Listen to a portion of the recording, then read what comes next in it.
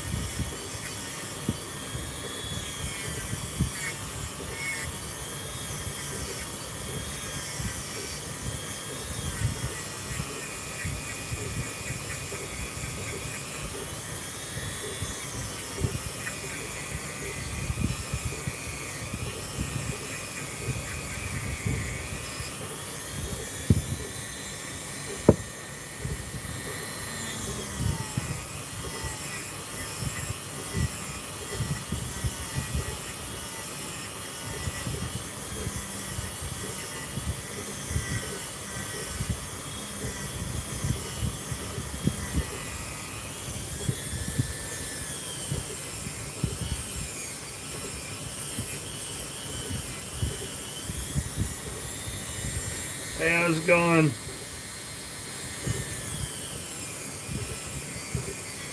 I'm just tired of this heat. I'm ready for winter.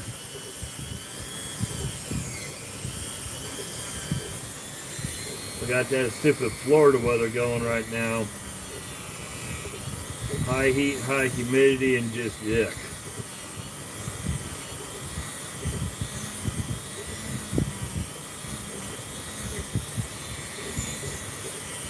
Hopefully the fan ain't hitting the phone camera too bad.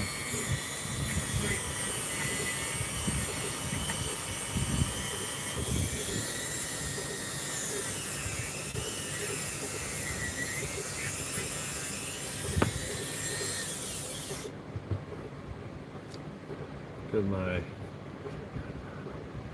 made in China little mics that always died on me. Finally died. When I went to take it, pull it out of the bottom of the phone, it disemboweled it. So I'm gonna have to try to figure out at some point in time.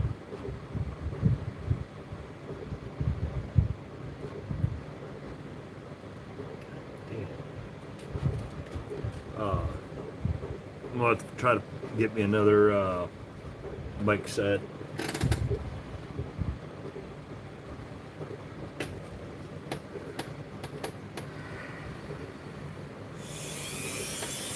Got a little rambunctious. I know I'm not getting through all this mess, but if I put a pile in front of me, I'm either gonna get it done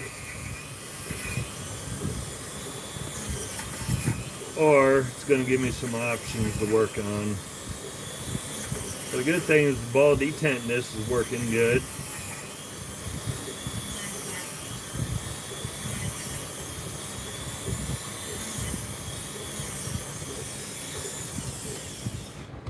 Yeah, we don't get fall. We have 2 seasons, hot and cool. I mean, it gets down into the teens, but that's still cool, so it's either hot or cool here. We don't get anything in between.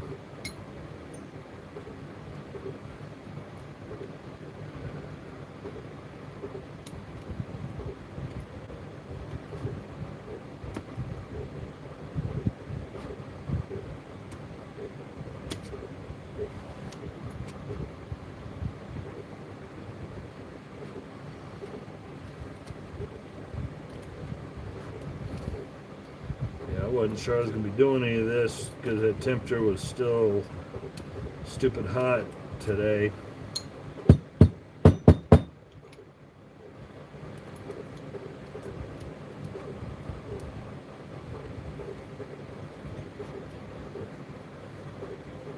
Nope, Virginia.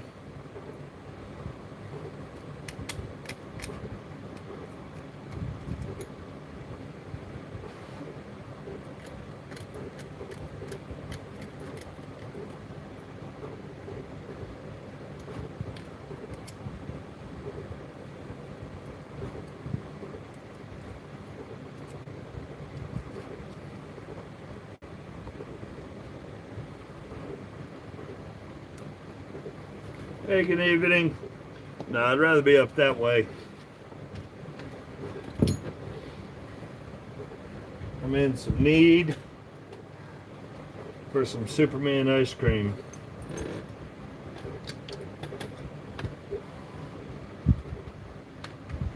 Hang on. Yeah, I hear it. House of Flavors is calling my name.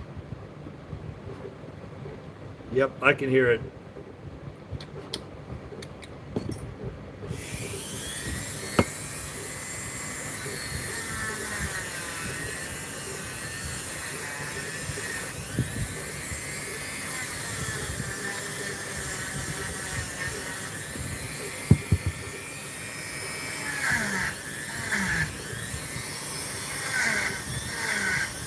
So how's everybody doing?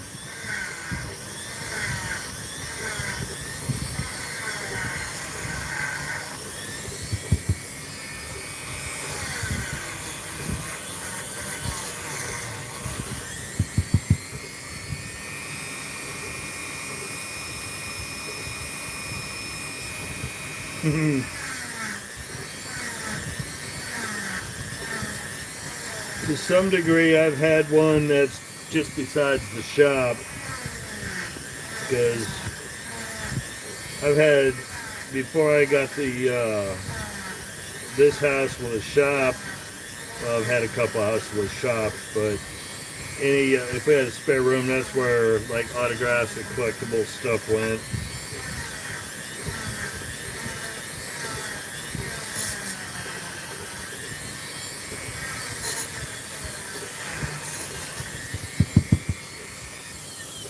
Just a lot easier.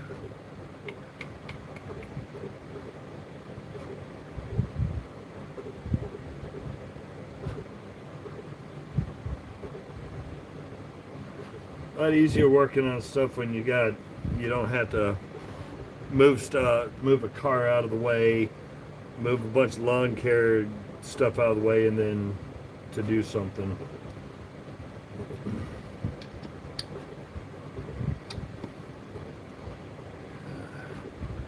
Not only is Superman ice cream calling my name, but Blue Moon's calling my name too.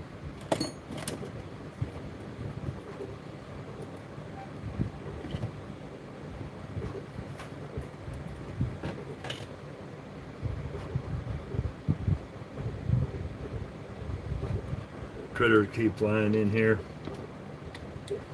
I had a moth about that big fly in here earlier.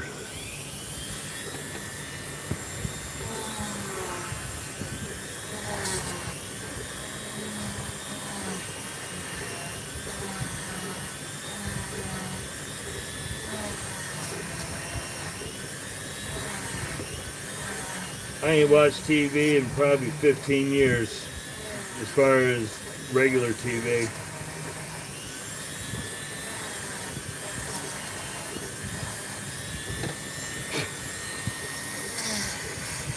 I stream all the time, and to be honest, half of what Hollywood puts out in the last decade's been junk anyways. So I prefer streaming older stuff that's not rehashed or a reboot of a reboot of a reboot.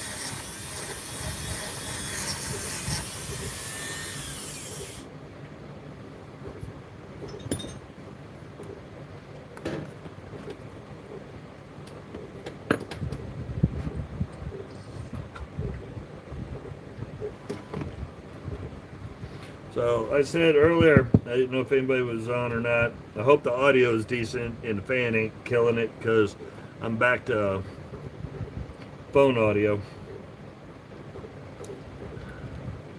I broke the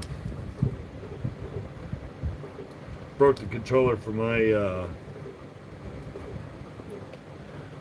stupid little things I never paid attention to.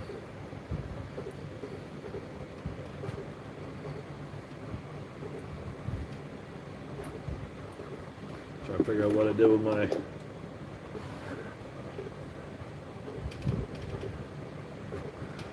I'd say that's good enough.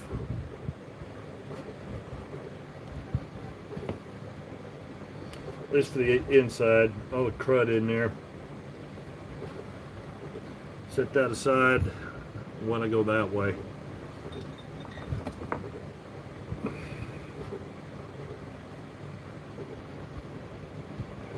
This would be a cool one if I can get it cleaned up. This one's a Vulcan.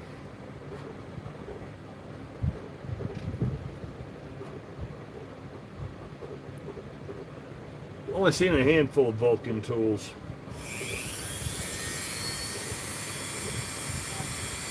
Nice.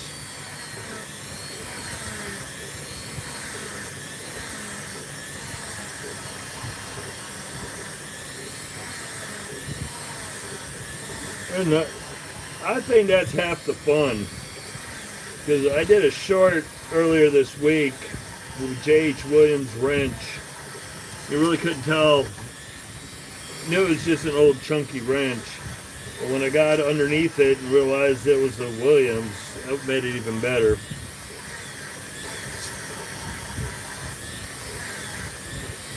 Digging through the rust and trying to get to see what's underneath it. It's almost like finding pirate's treasure. You don't know what you're going to find.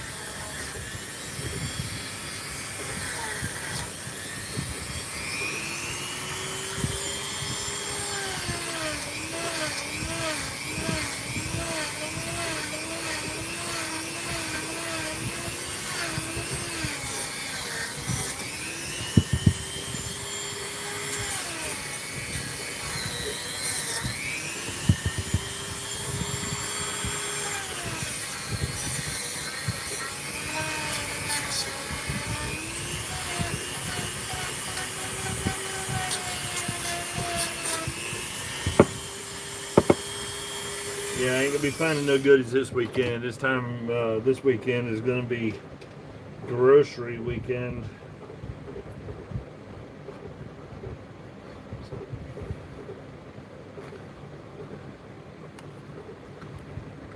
But I might get a little box fan. Well, wouldn't call it a box fan. 20-inch fan. Supposedly a high velocity fan. Grab one that I can sit on the ground. I still gotta get this place hoed out to where I can try to deal with the shelves up in that corner, so I can get some of the small toolboxes picked up off the ground out of the way, and then I can get up over the workbench where the 1x30, the drill press, the scroll saw is, and get above that, because I've got a large wall mount fan to put on there and try to push some air around. By the time I get this place hoed out enough that I can deal with the shelves and deal with a couple fans, it's going to be wintertime again.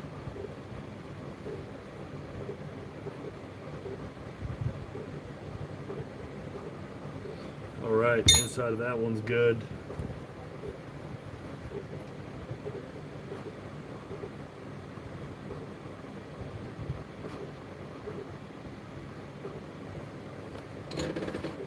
Oh, right. Oh, come on. Daggone it. Out of here.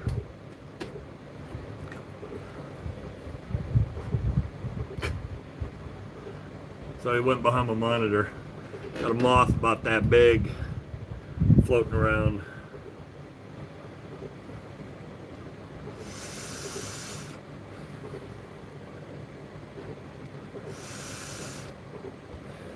Oh, you never know what you're going to find until you dig off the rust, crust, and grime, for sure.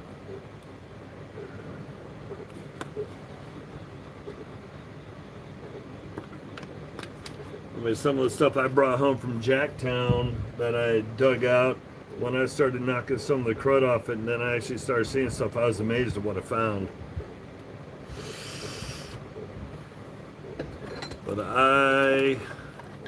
is it this one?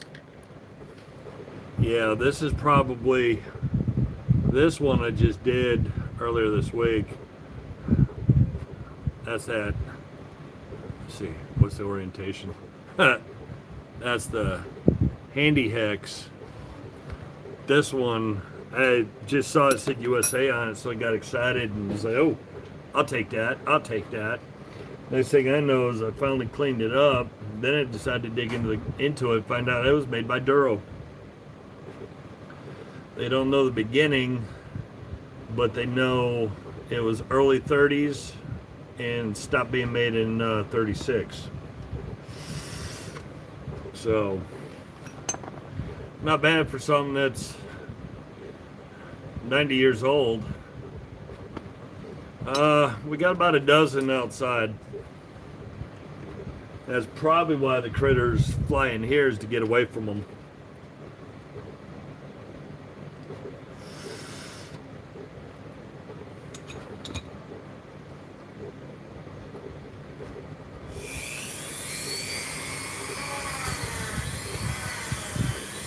So between the black snakes running around the yard, keeping any field mice from the tree line at bay, our bats, all of our other birds, our spiders, and all the other critters we got roaming around. So far, the summer has not been too bad for most of the bugs. Unfortunately, that, yep. We are fighting as normal as Japanese beetles.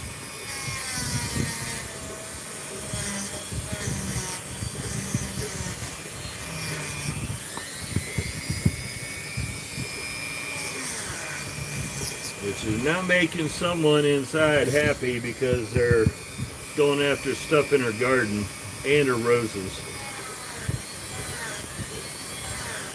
And with the weather we've had, either it's stupid hot or it's stupid hot with storms.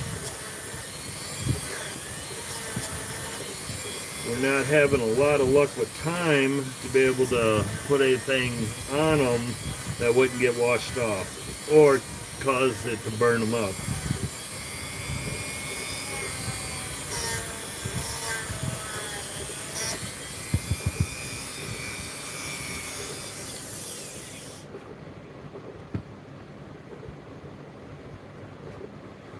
Yeah, I didn't think anything of it, and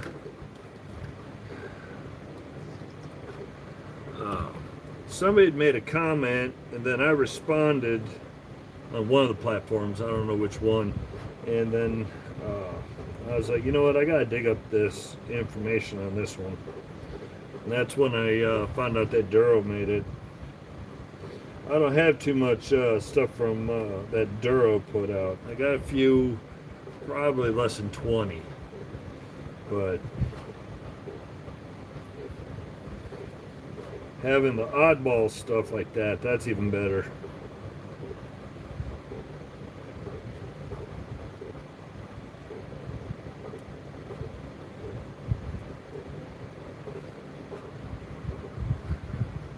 I'd say that's good.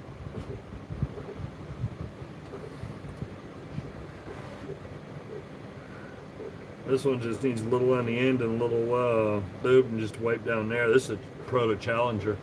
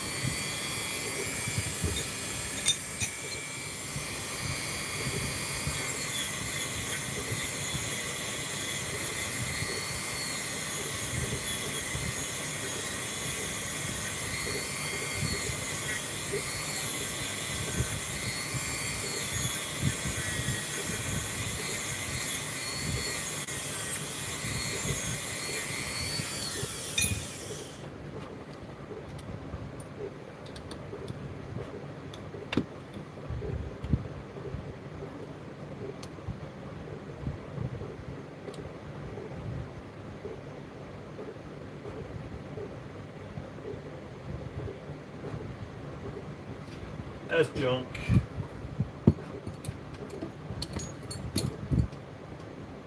That was junk.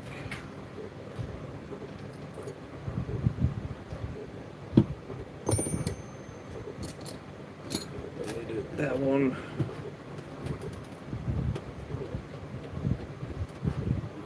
Oops.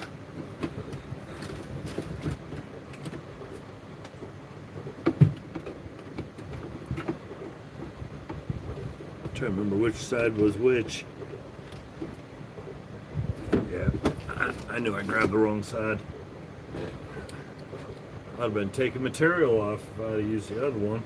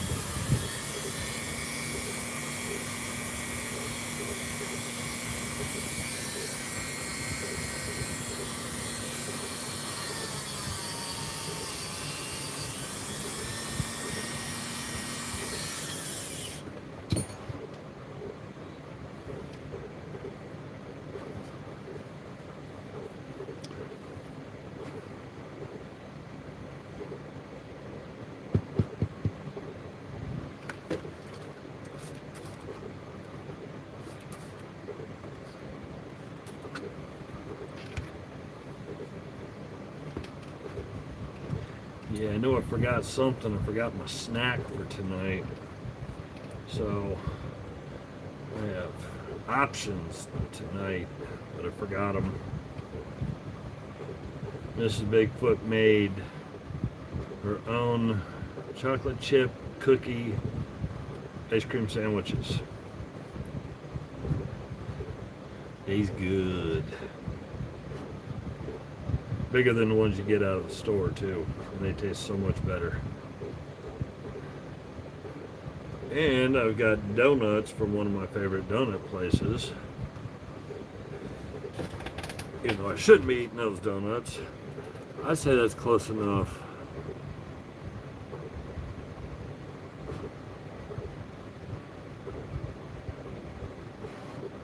Gotta deal with the detent, but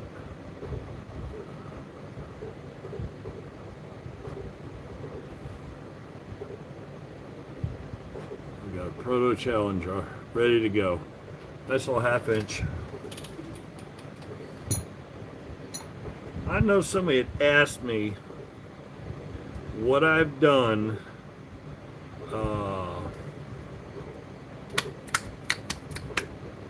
to protect tools after I clean them up.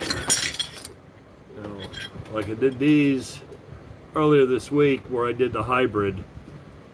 Left that shiny, but I blued the outer edging and the center core. And as you see, even with our high humidity, no surface rust. At least none of that flash rust.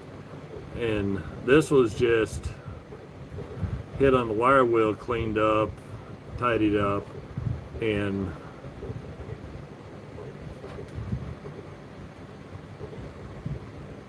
everything's good except for down in there. I don't think I forgot that side. Because yeah, this wrench is good. Not having any trouble. But I did screw up. I was so wrapped around the axle doing the video on my Proto Los Angeles that I forgot one step, and I'm mad at myself for it.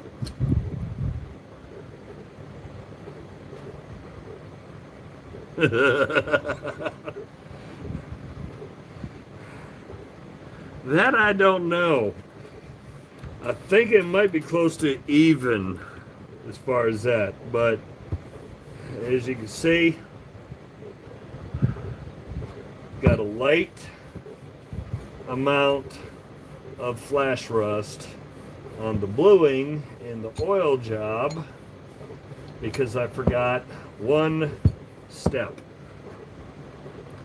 Not bad, so I'm going to have to address that problem later, and I didn't realize it until earlier this week when I was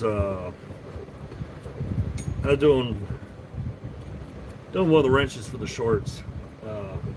Sorry. And when I turned and looked, I said, that's a little odd color. It's not the same color as what I had in the video. And that's when I realized I forgot one step. Now, I usually, depending upon the metal, but if I blew something, quite often I put a thin coat of wax on it.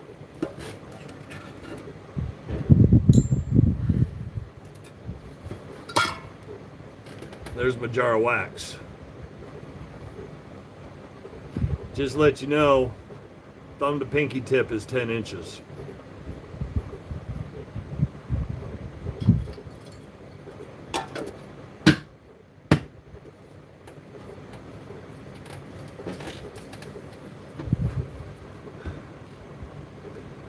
Bowling alley wax.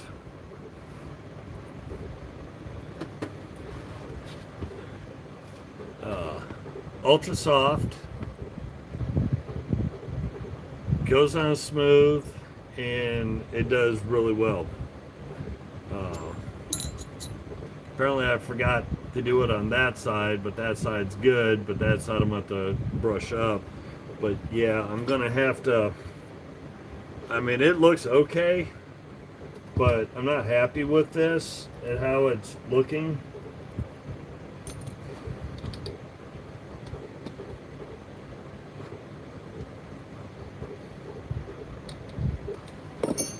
So I'm going to have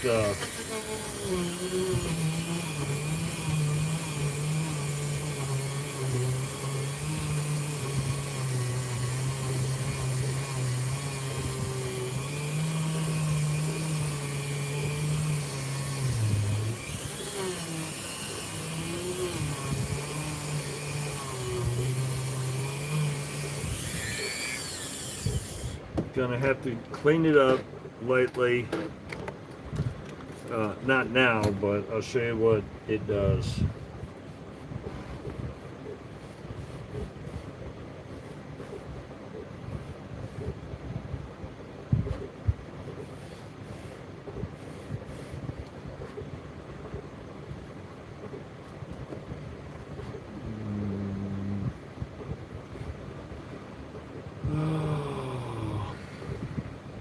Yes, a little bit of this, a little bit of that. I've, with my backlog, I got a mountain of stuff, Bryce. Send me an email. I got some ratchets, extensions, stuff like that I want to get done for much tomorrow. Oh yeah, been doing this for decades. When the hairline went the way of the dinosaur, I just said bye.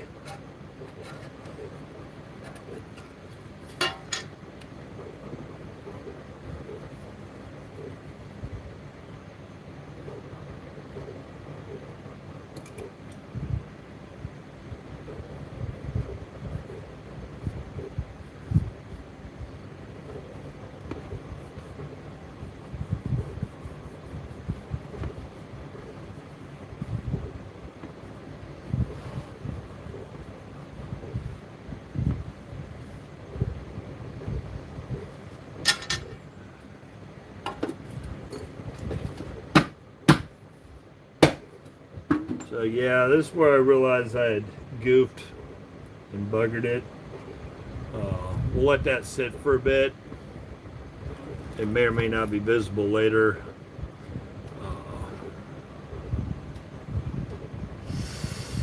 Dude, farm auctions can be fun. You never know what kind of equipment you're going to find.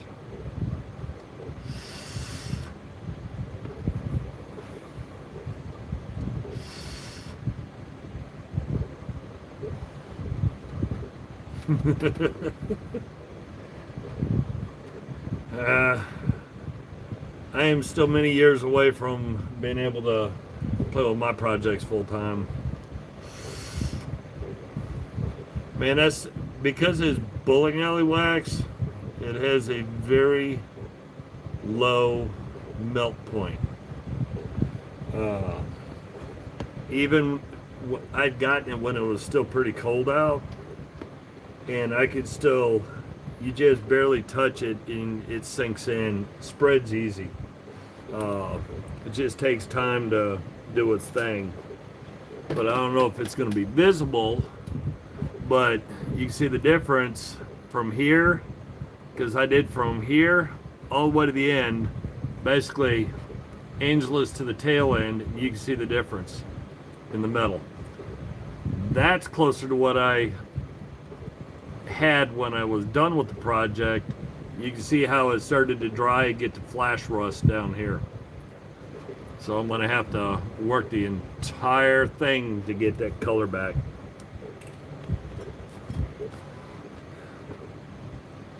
Wasn't thinking.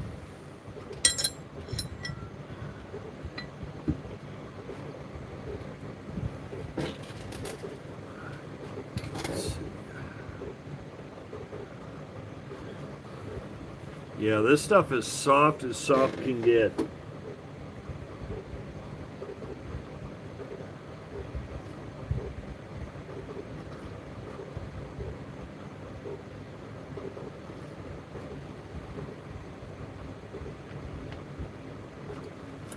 Yeah, it's what happens when you're exhausted and you still want to try to get something done. You know, don't always remember all the steps.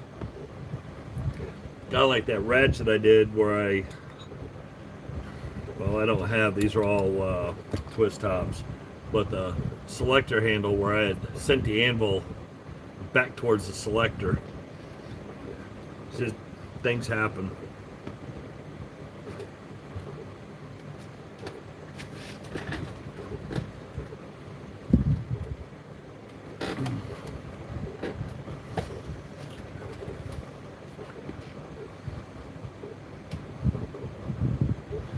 But no, I picked up, we went to an impromptu estate sale. It was winding down last day. We just happened to stumble into it when we were coming back from picking up some other stuff that we were out wandering around grabbing. Yard sales we were hitting whenever we could find one. Happened to see a sign that said estate sale, so we found the next turn off, turned around, came back up, followed the signs all the way out. This Bigfoot got a couple things for the house, and the guy threw out a price and said, you know what, how about 20 bucks for that, and then I could have that for free. So I was like, works for me. With all the tools, I was going to joke around and say that that'd outlast me, but with all the tools I work on, yeah, something tells me I forgot to put wax in that.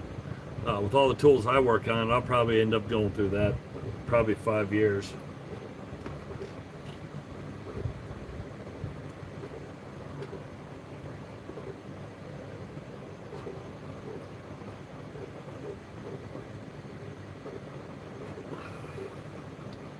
Oh no. But next weekend I am, or sorry, next Thursday to the following Thursday I am. So I'm back on call next week. Not looking forward to it. Because I was going to plan on taking off and trying to chase some yard sales and stuff down, but that didn't work out. Because I had forgot all about that. It was coming up on my turn for on call. Time to Earthquake, or Blair Witch, whatever you want to call it.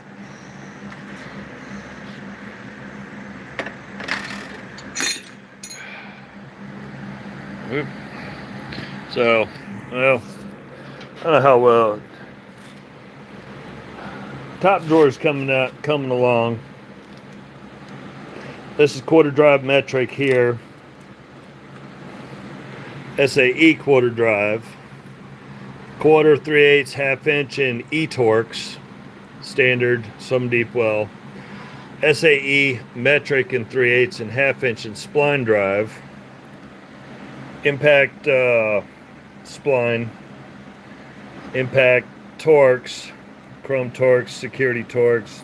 Working on that. 8 points. So I got 8 points from here all the way up to 1 inch, I think it is. Yeah, 1 inch. I haven't secured a lot of this because I spent some of the afternoon moving stuff around trying to organize it. Then all the old specialty sockets.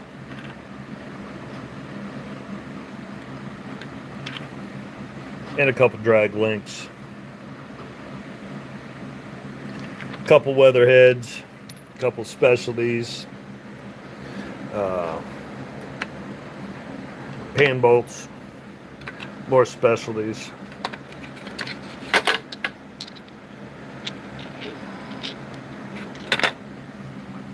Some more 8s. Oh, for those of us that remember, I have a complete set plus an extra, but I have a complete antenna nut set.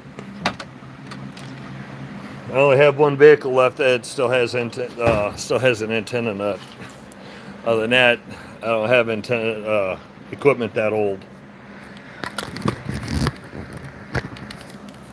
No more cars that old, but I'm not going to get rid of them because who knows, I might end up with a car that old that needs them.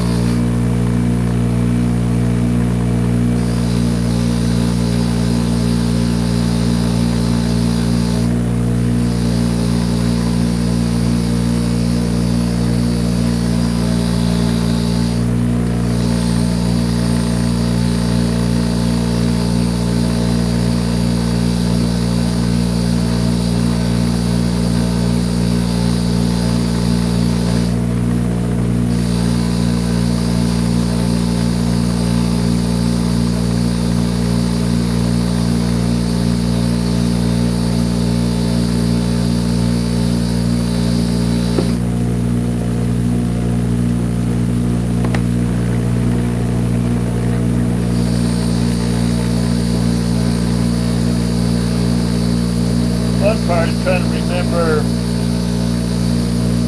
where you were so you don't accidentally leave a stripe or a mist area.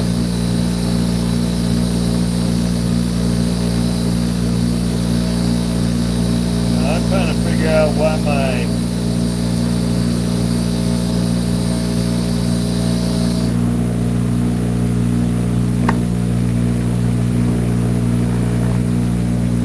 wow, get some vibration off this.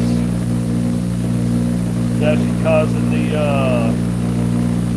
everything to vibrate over there.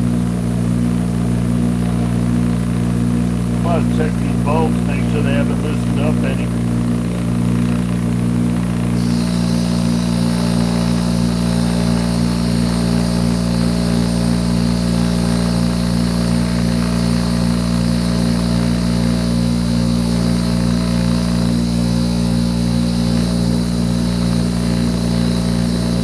Hopefully the screen ain't jittering on the camera, I mean.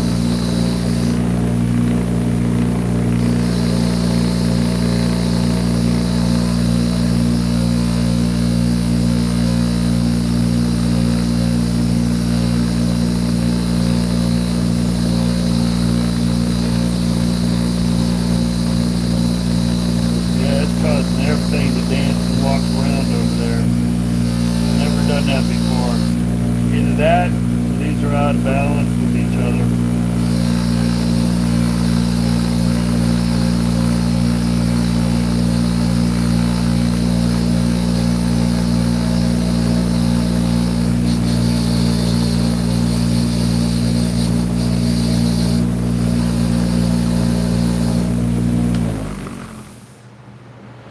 be uneven weight distribution.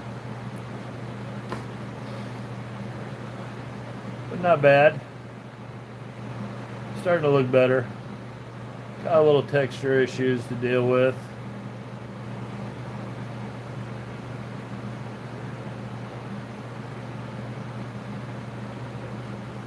Well, considering these are inexpensive, wouldn't surprise me, but it's been a while since I checked the, see if these were loosened up. I don't remember what I'd used on them.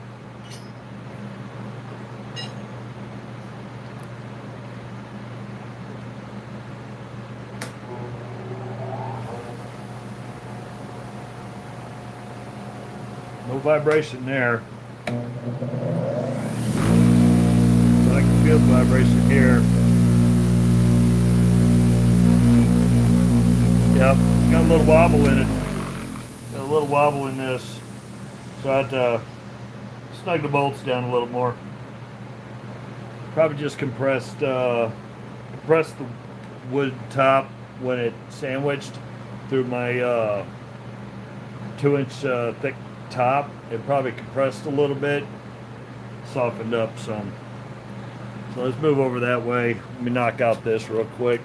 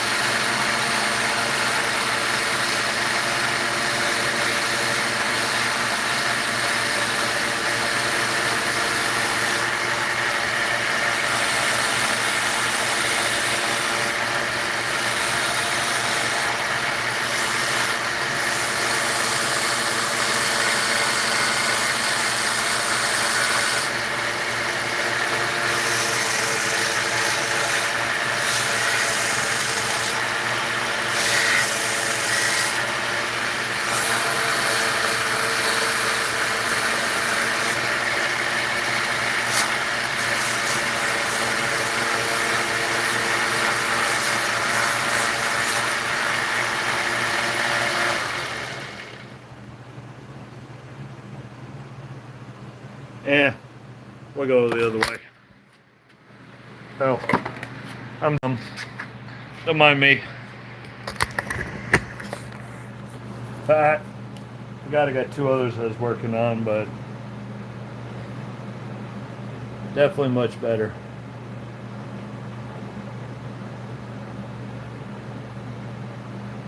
I'll have to get a small file to knock these nudges off that somebody mashed into them.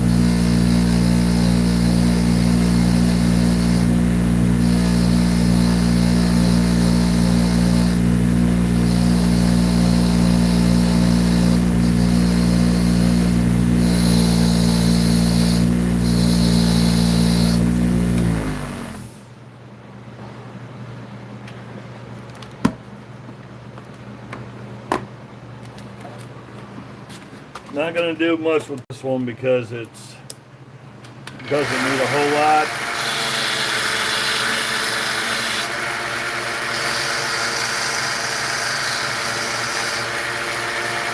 We buggered it up pretty good.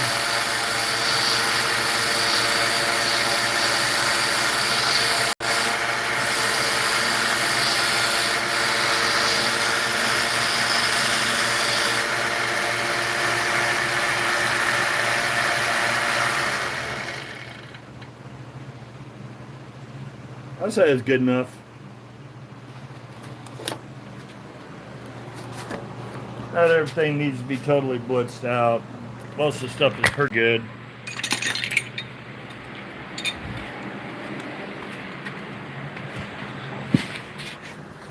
Whoa. So, proto is completed now. I had to tidy up the top and a little bit of the end. Couldn't leave it the way it was.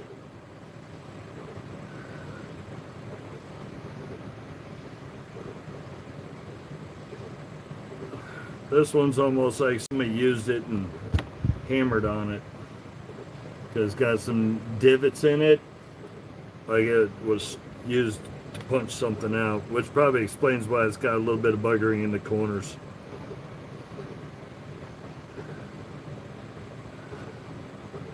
Okay, this one, other than being sprayed down and wiped up, that one is done. And there's the Vulcan. Everything looks good all the way down and around. This one, where I didn't want to do a whole lot to, that one's in really good shape. But that, if it will focus, double NB.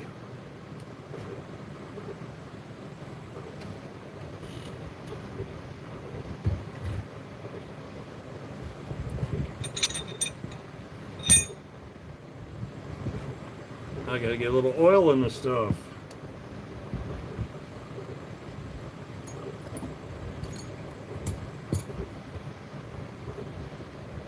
Oh, can't use that one. That's the one that's got the wax on it.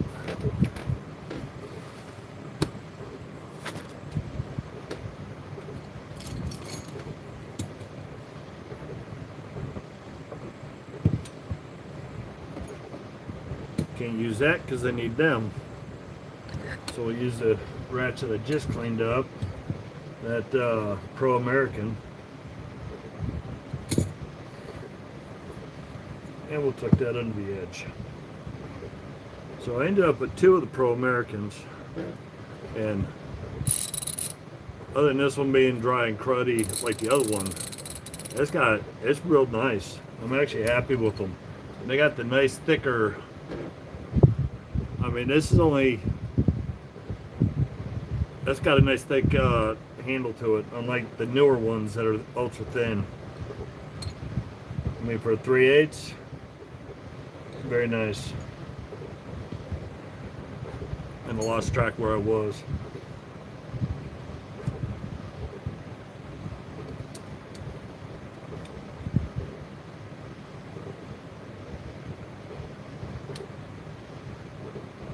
Ooh, the ball detent rolls good too. Unlike some of the extensions I've found where they're kind of oblong, this one is actually nice and spherical.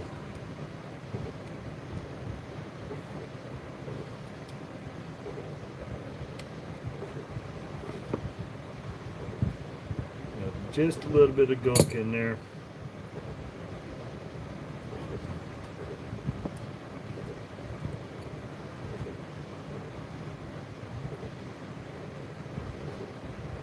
Oh, you know that. Even though sometimes this frustrates the snot out of me,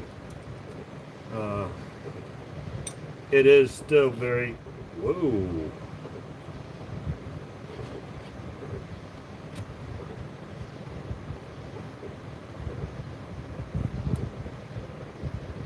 Heard something sounded crunchy. Probably debris underneath this. Yeah, it's very much relaxing.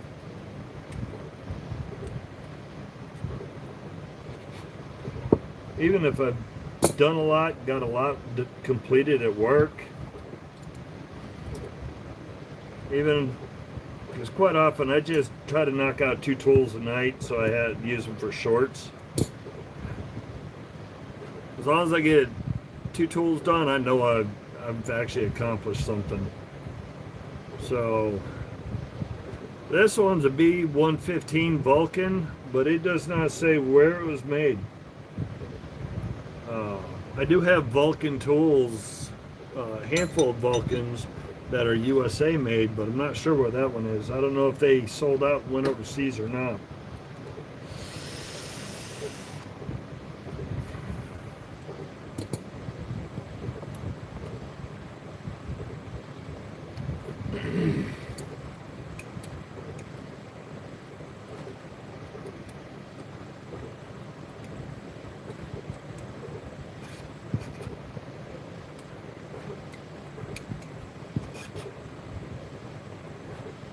Either this one is a new proto, even though it says USA made, or this one got put in the toolbox and was never used, because there's no crud in that detent at all. Not even the slightest amount. And that spring is super bouncy.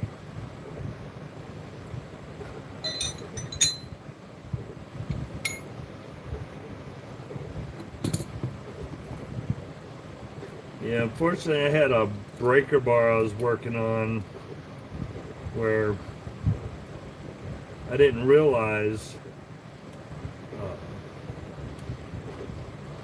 it was totally rusted up, locked up, tight as a snare drum. Just absolutely horrible. I tried everything I knew. Could not get it to free up. Then I finally cranked the ultrasonic up to 60 degrees. Ran it through 2 different cycles. Finally got it, the ball detent to move. Unfortunately,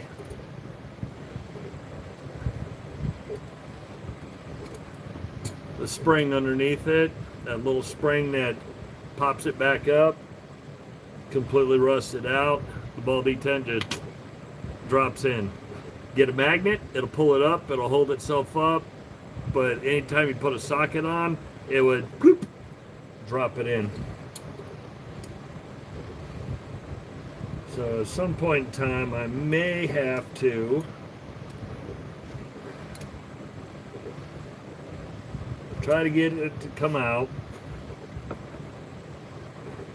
get another one, get another small spring, try to do it from one of similar size and diameter, and then try to recess it in and try to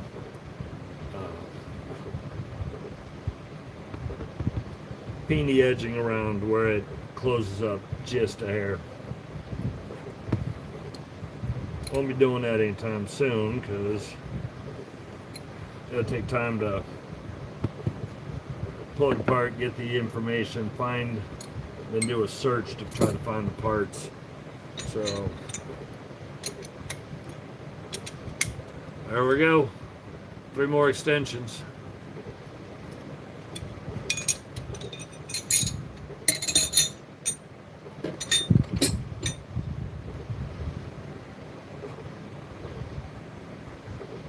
This one's a clean one.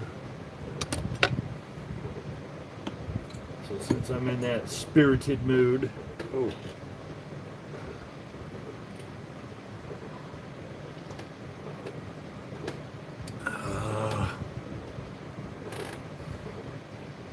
what I was about to say to myself, you're killing me, Smalls, you're killing me. I got ratchets here I can dig into. No name. Oh, we can dig into this one. I know that's another Pro America.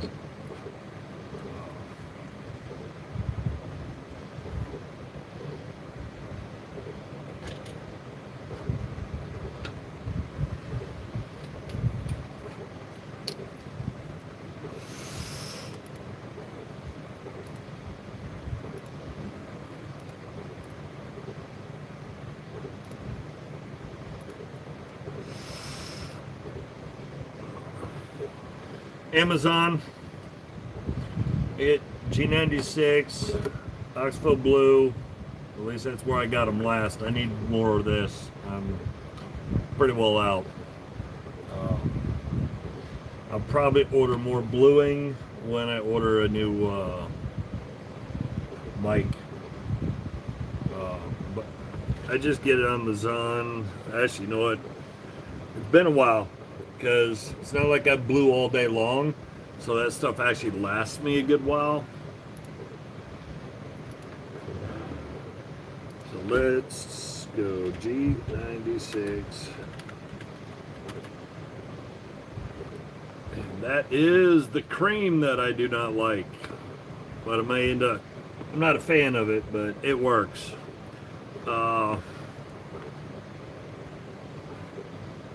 So this bottle right here is only 20 bucks on Amazon.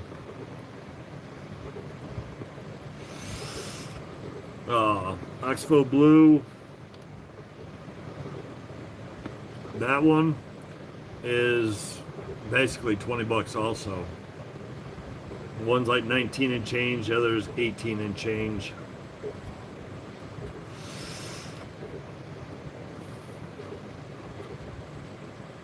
There's some others that I haven't played with, like Blue Wonder, Formula 4440. That's from Brownell. I do have some Brownell stuff. Should be running up under this too.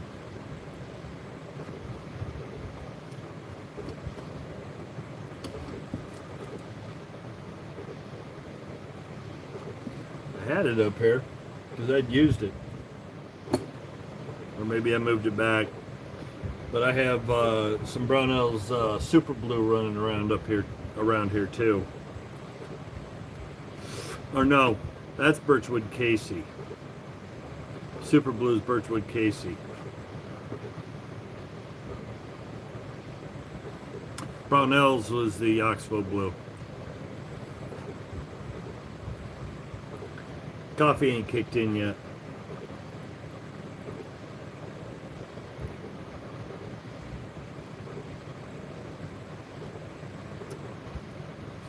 They got Oxbow Blue, a 32 ounce, which should be about that size, with 100 swabs for $55. That's worth it. Because if that's 20, that would be $60 for 3 of these, which would equate to 12 ounces versus 32 ounces. I need to get the big bottle. Then give me a bunch of little lab sample cups so I don't contaminate it. So since I'm doing that, add that to the garage list.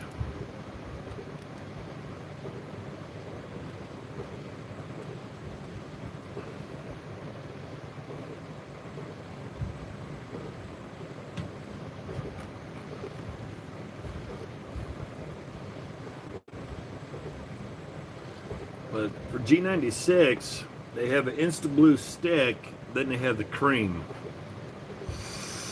then cleaner degreaser, then they got treatment, oil, COP. There we go. Liquid blue, but it's a 2 ounce and it's out. They don't have that. All the Zon's carrying is the cream.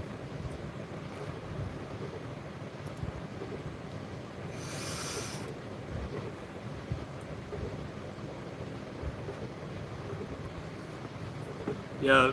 So if you've watched when I did some of my other stuff, I used the G96 first, the cream, and gripe about it, but it creates a good base coat. Then steel wool, alcohol wipe down, just to get any residual bits of the steel wool off it. And then I go over it with Brownell's Oxbow Blue, let it do its thing, steel wool it again. Then after that, 3-in-1 oil, let it sit, soak, saturate. Then after that, a little bit of wax. When I remember to. So here it is, a bit later. Oops, didn't mean to hit the camera. But yeah, a bit later you can see where the defining line right there and the differences. There it is.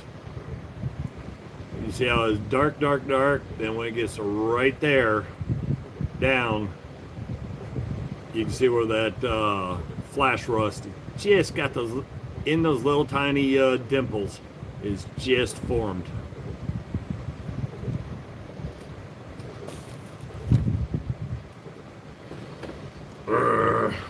Dummy, as Fred G. Sanford would say, you big dummy.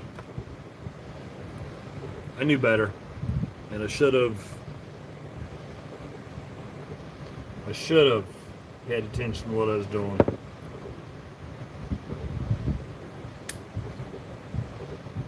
Okay, guess what? You want to play that game?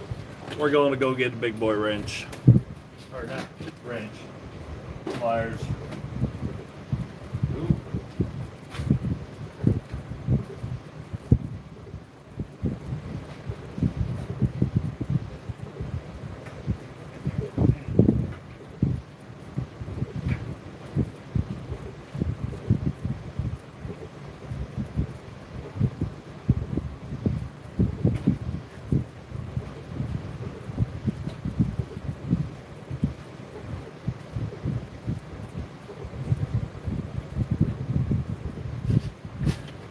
Smelling a little musty. I hope that's just because of the weather and not because we got Yogi showing up.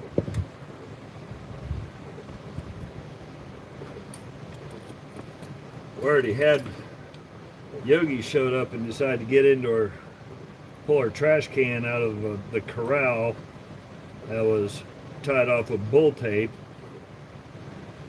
Pick the whole thing up, flip it upside down, pop the lid off, and decide to root in the trash.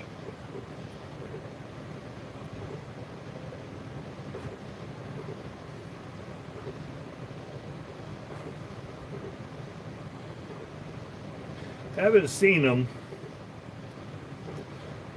You know he's around.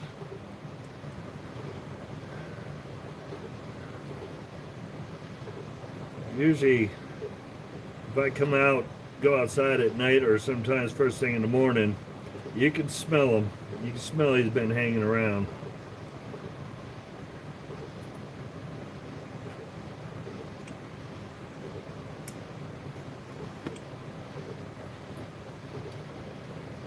That and half a mile to a mile up the road, people have gotten pictures with their trail cams or their house cameras. He's probably 3.5-year-old black bear.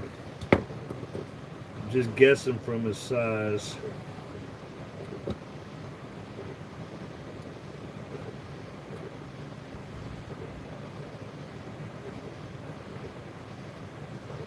Have a good evening. Be safe. Have a good weekend.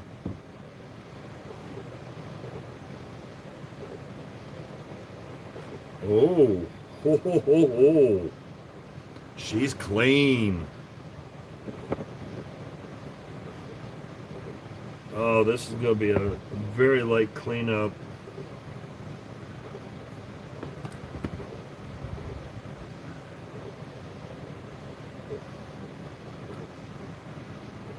This just needs oiling.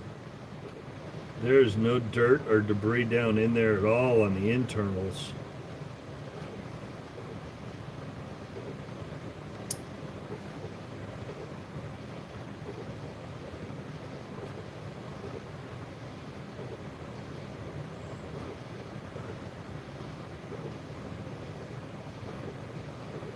Not even in the track.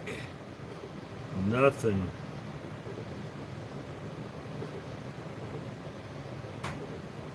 Cut off my hands, but that's it. Sweet. So the internals just need to be oiled up. The external piece, that needs to be degreased and cleaned up. This one's gonna be a super easy job. This one's gonna be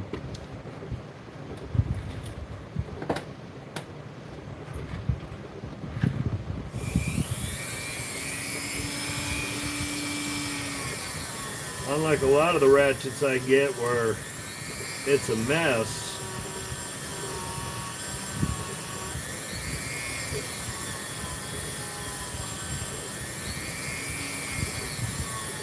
This one's gonna be easy.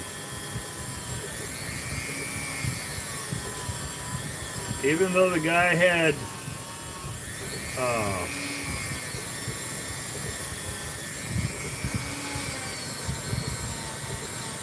did not use the correct materials in some of the ratchets that I've already worked on, because it took a lot to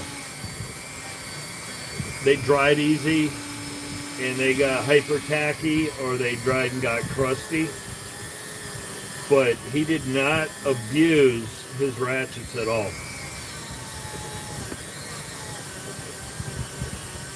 They have minor dents and dings, you know, but no major dents in it like he's been using it as a hammer.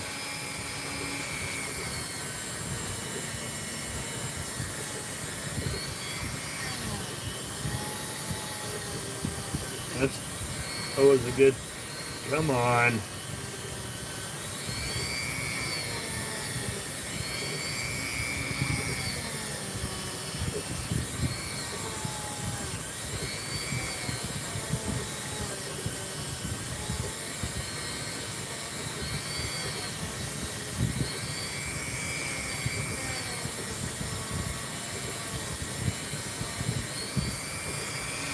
I mean, that's the inside. Usually that little well right there, that's usually covered in great grime, gunk, crud.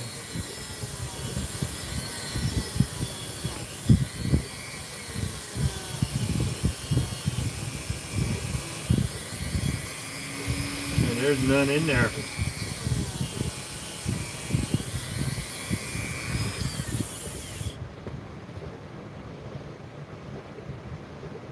Got hit with a wire right here in my nose.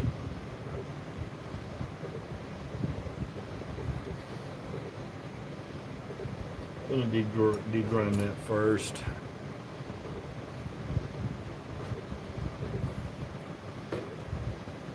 Still haven't put any, haven't hit any air in this.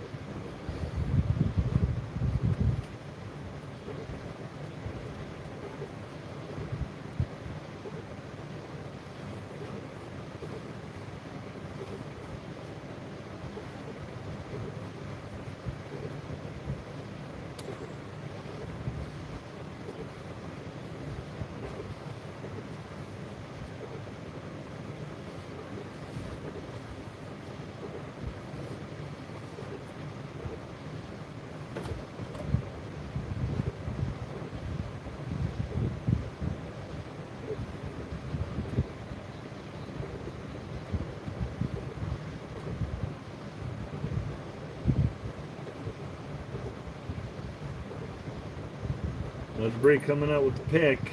That's always a good sign.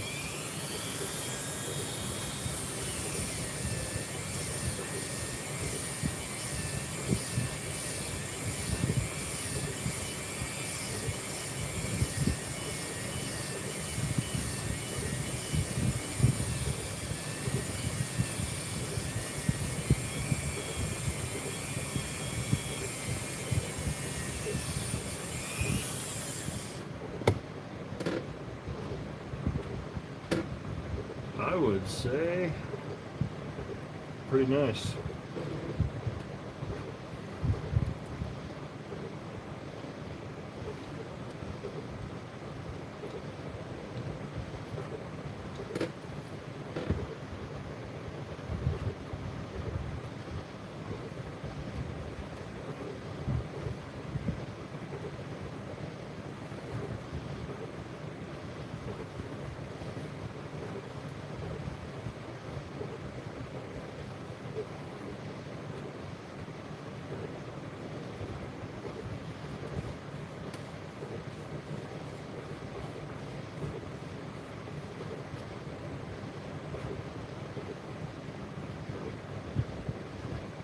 Both sides of the track are clean.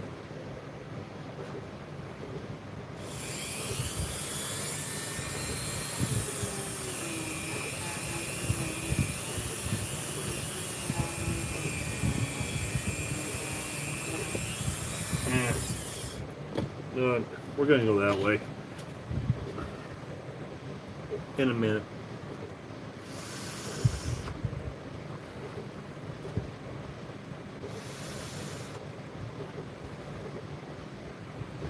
The Darling has got a few dents and dings, but nothing major.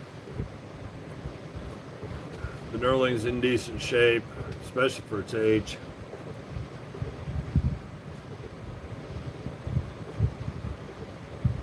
I'm going to try to tidy this backside up.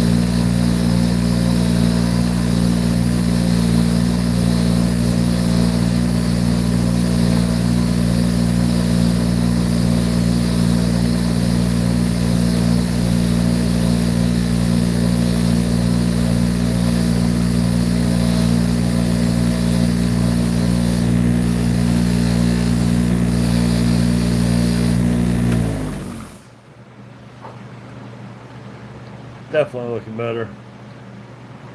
Not like it was in rough shape anyways. Got a few dents and dings, but it's from banging into stuff. Nothing I'd get excited about.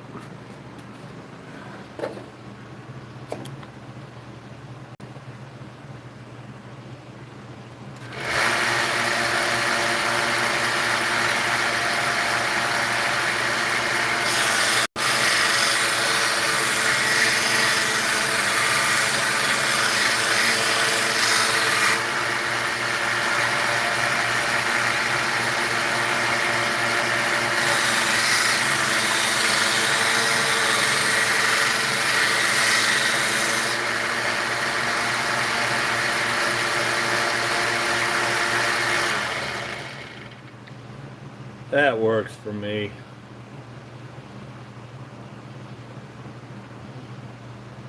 I don't know if it was just a bad finish over here or what, but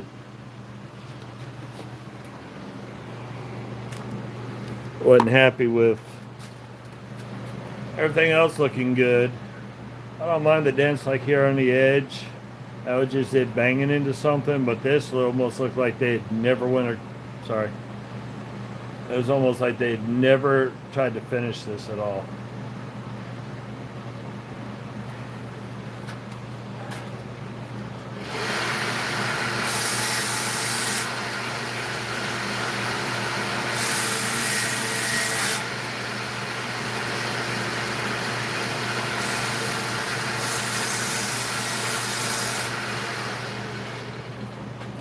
Okay, now my squirrels are happy. That little piece right there where it was being used and banged into something, it's smooth now.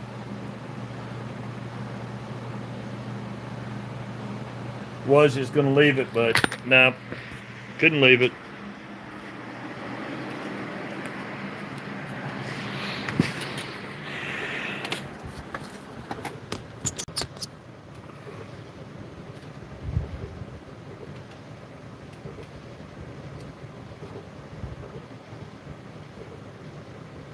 Okay, that's clean, that's clean. Whoa, what did I do? Lost my box.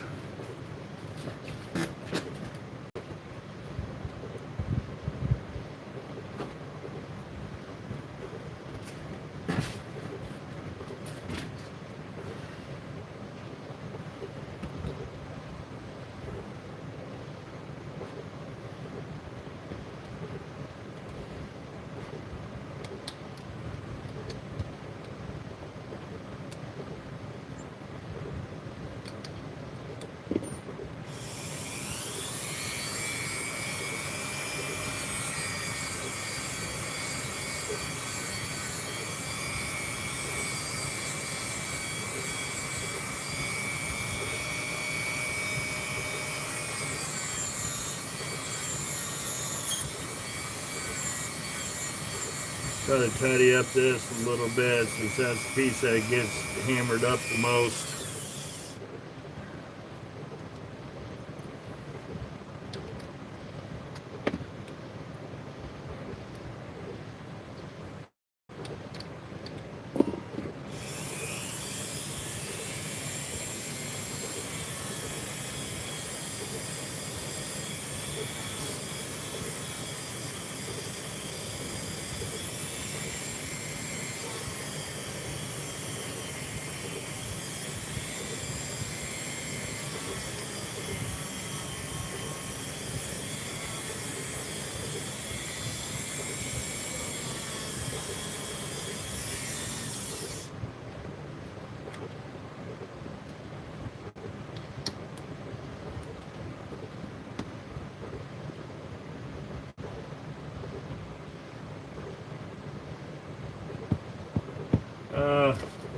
Squirrels are jumping around. I'm not sure what I wanted to work on next off this thing, but I think I'm going to go this direction, but I'm not sure.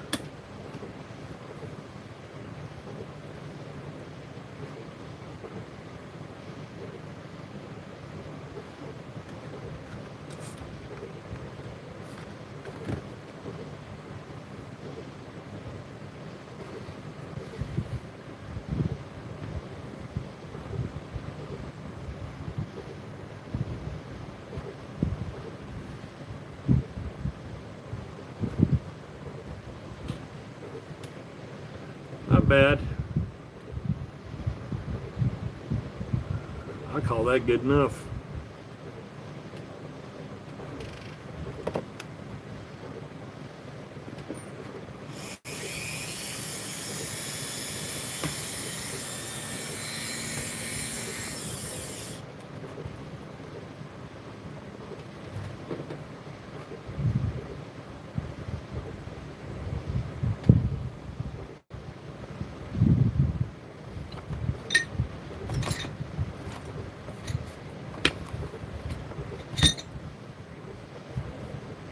Yep, that's the one I used to knock.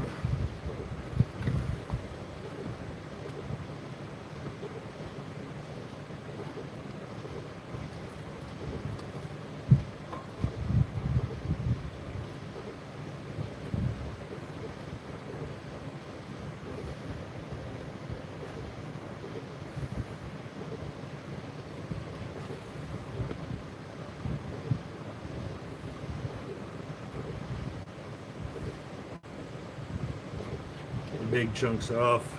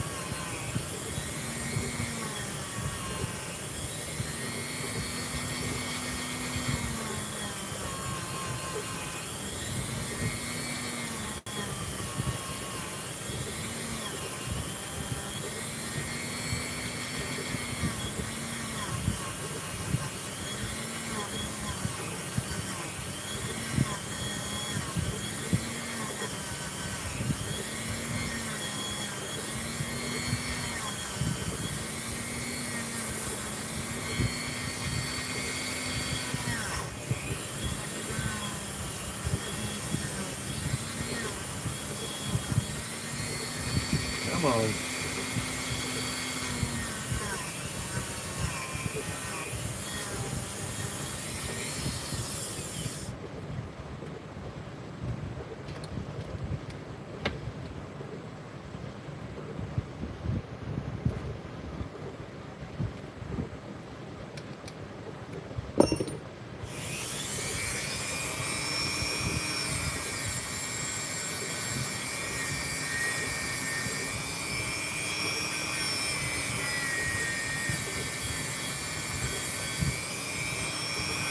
Whatever oil he used on this left a nasty, crusty coat.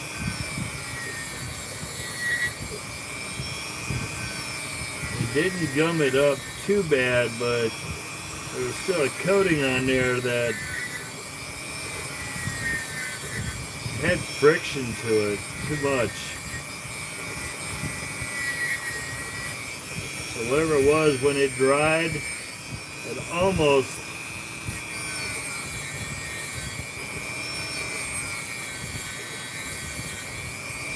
the way varnish, when varnish gets on metal, where it puts that little thin coat down.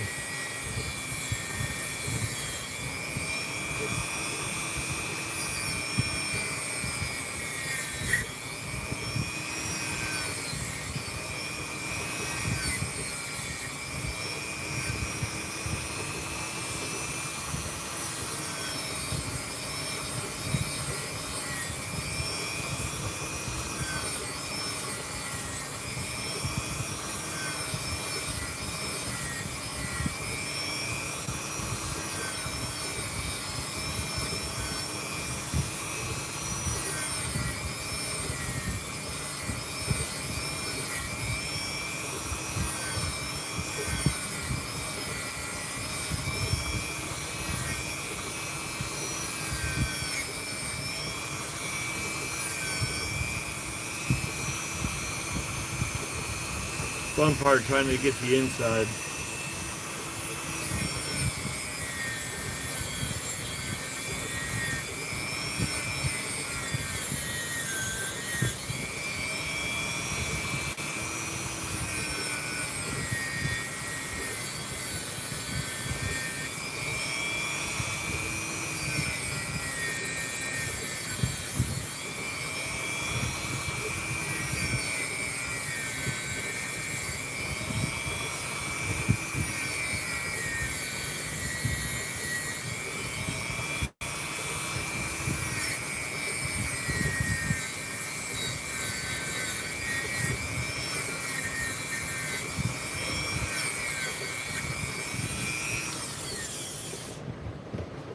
That'll work.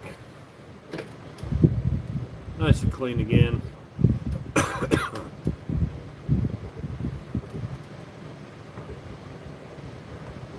So we got the main body looking good.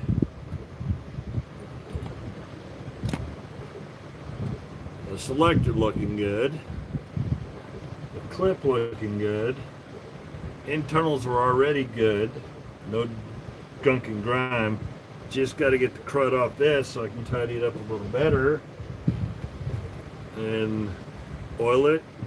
A little grease in certain spots, and this ratchet will be good to go again.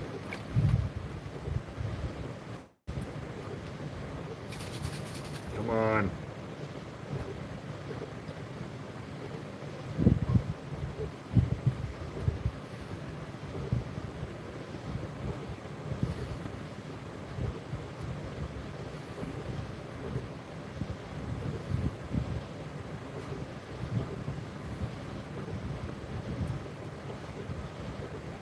Get out of my finger.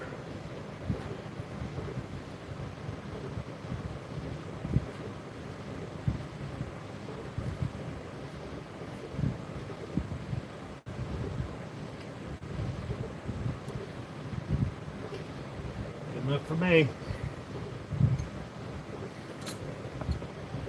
Since I buggered this up with a bunch of wire bits, that's got to go bye-bye.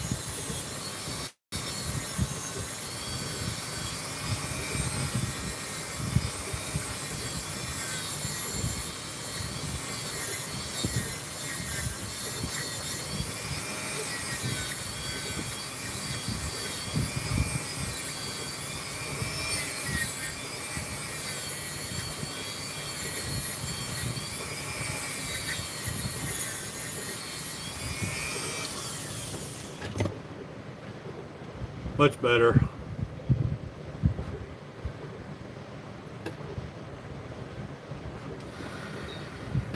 All it says put it back together.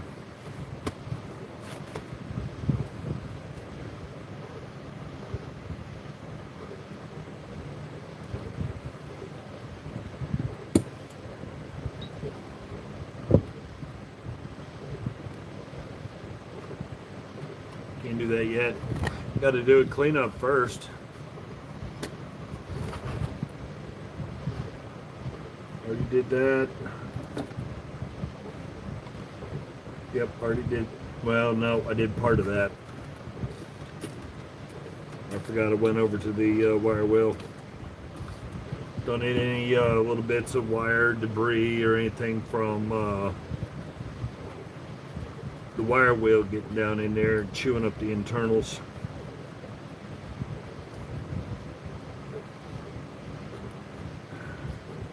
And my luck, it'd get down in there and just rip it apart like sandpaper.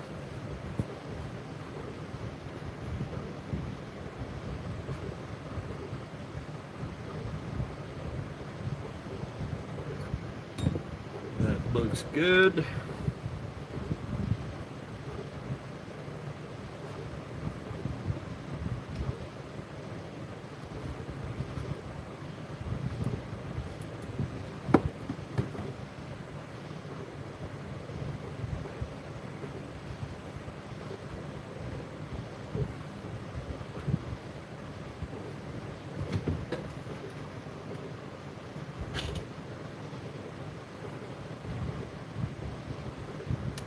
Okay. All the parts and pieces are here. A little super lube, a little 3-in-1. Get this thing back together and looking good again.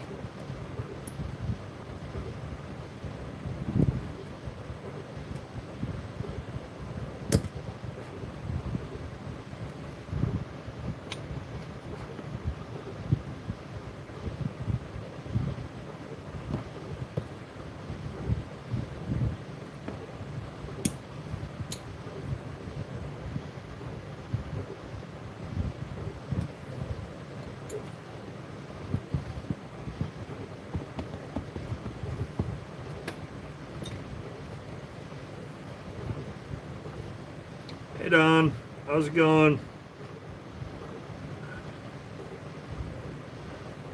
Just tidied up a couple little extensions. Craftsman double line V. I think it's about 10-inch. Then a 10-inch Vulcan.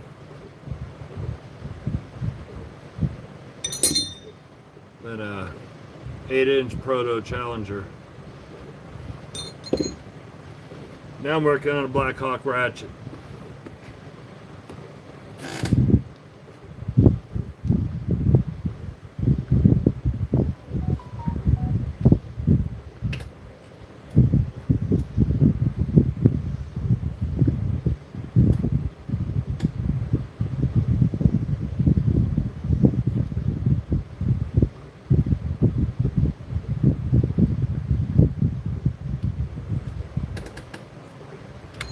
Got the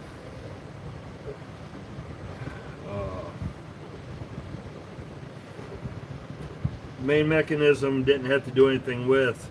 There was a thin layer of oil, proper oil in there. No dirt, no grime, no crud, no nothing down in the internals. Just had to get the crud from the external pieces. The ring was caked in some mess. Cleaned up the selector. Got the Internals really didn't have to clean up much, just had some minor finish issues. Other than that, the thing was pretty easy. Finally got, well, I can't say finally got one because that was an easy one too. Even when I fought with the clip.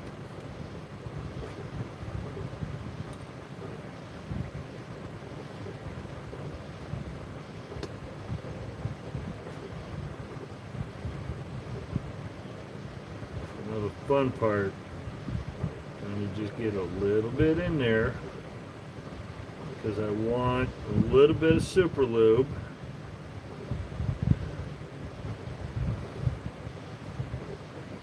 There's a little channel or trough at the very bottom. And that's where the it rides. When it sits in there, that's where it sits in, well, actually no. That side would be the selector side. That would be where the lip of the selector drops on. So I want just a little super lube in there so that selector is free.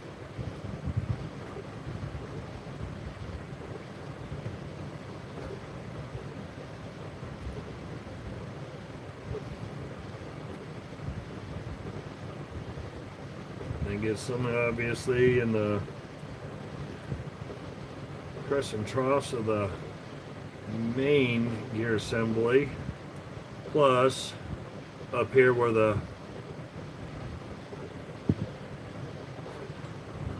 that sits in. Just had it upside down in my head.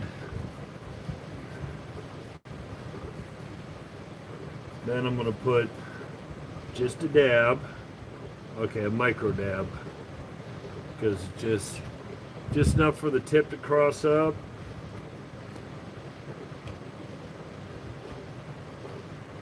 And put some on the clip. I've had too many of these clips over the years. When I try to tear them apart, free them up, those are all corroded, rusted, grimed up, and they just get stuck. So I just had a wild hair a long time ago. Put just a little bit of super lube all over the clip to help keep it from getting jammed in there, stuck.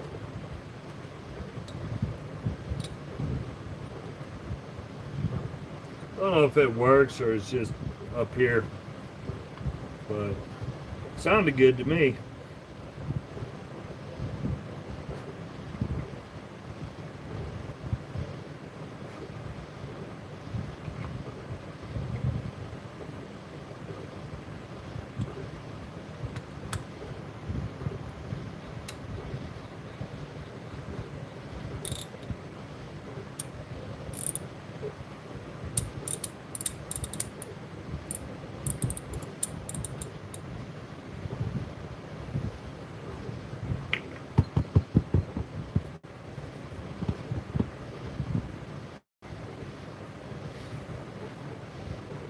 Figure anywhere that's metal to metal, just do what you can to help it run around in circles like it should.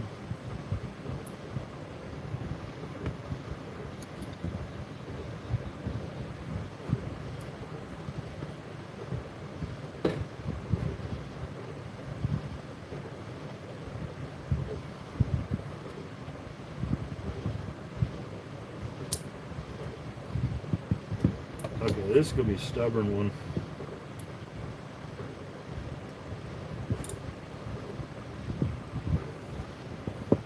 She's going to be a mule.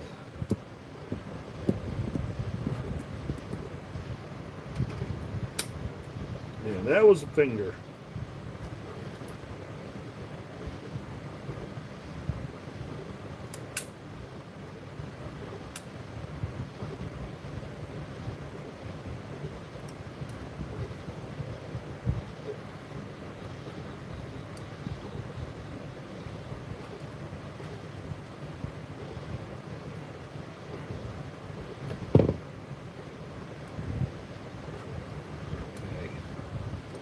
You in or not?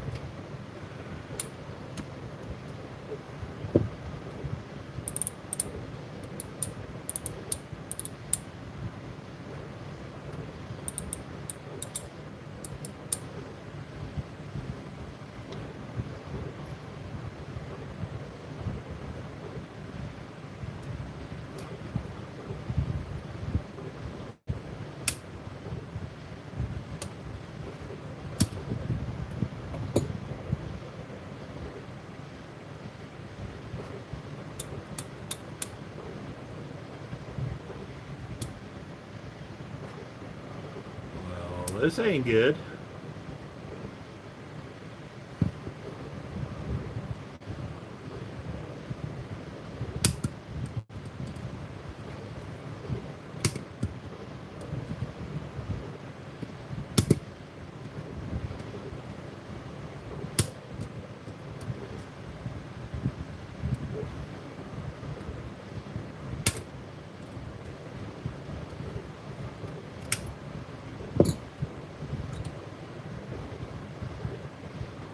I figure out why this thing's having a tantrum. Done something to anger it.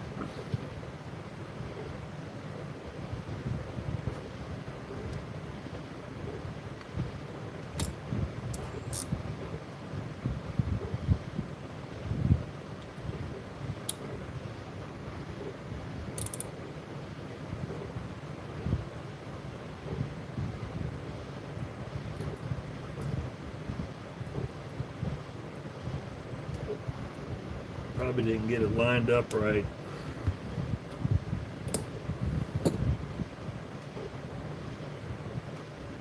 Okay, this is making me mad now.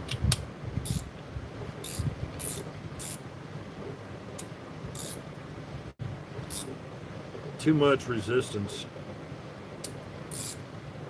So I've done something wrong.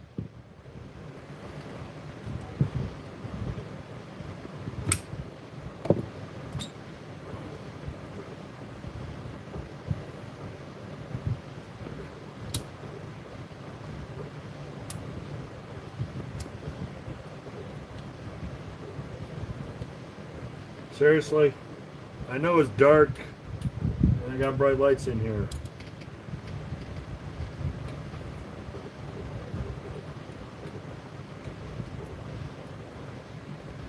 There's no debris.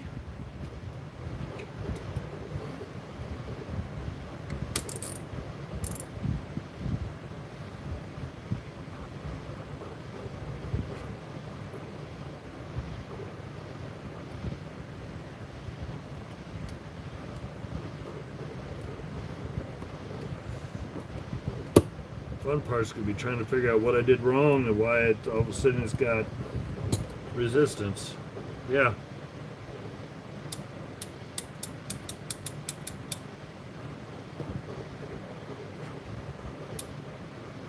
You know, resistance that I shouldn't have.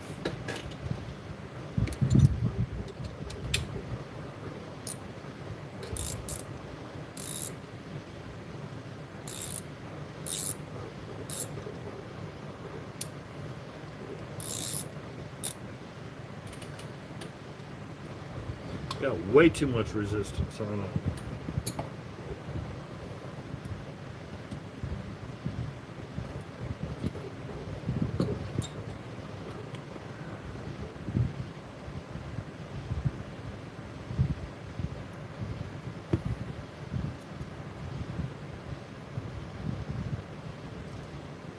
There's no debris in there.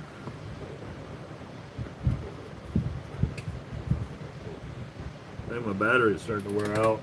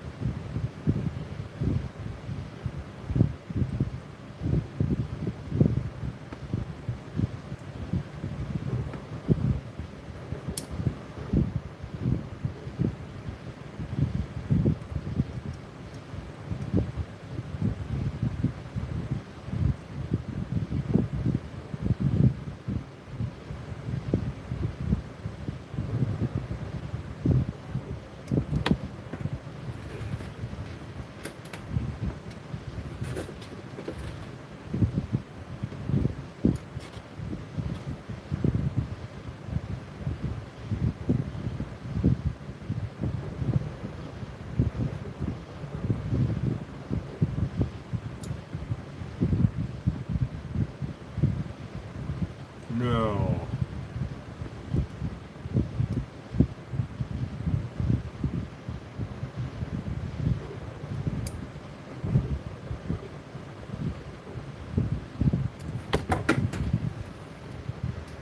Well, dead guy.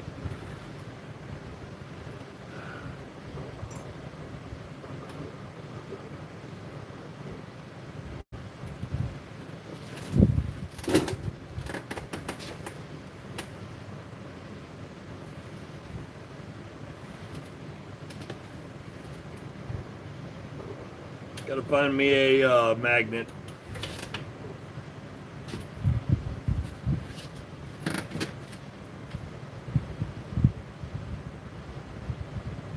Just had one. Yeah. Let's see. I just got one out of that last auction lot. One of those big ones. Bam!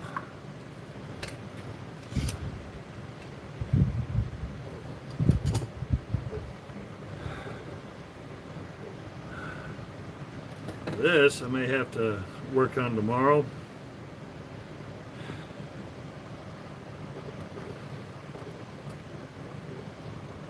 I think I may have seen where the friction problem is.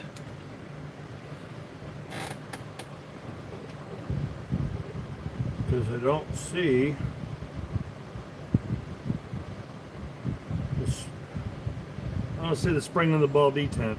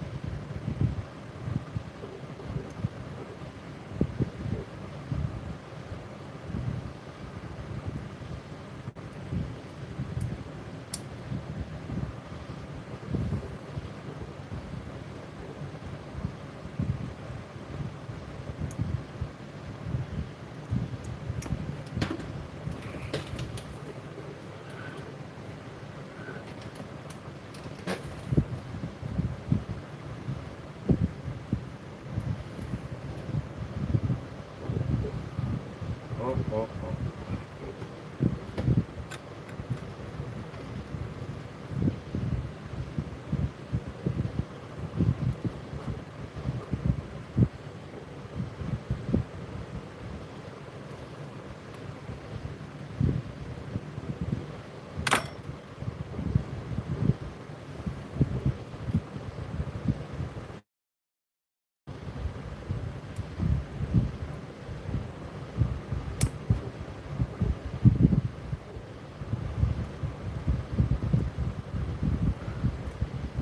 I think I may have buggered it.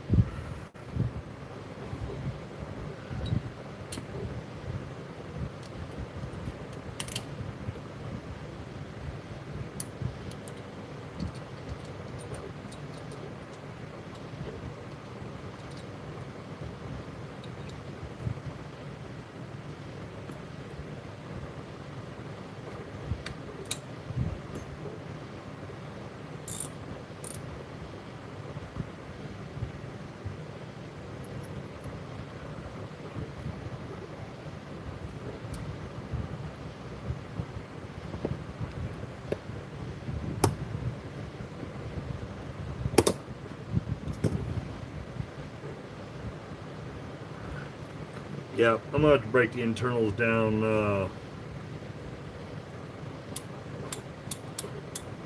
another time.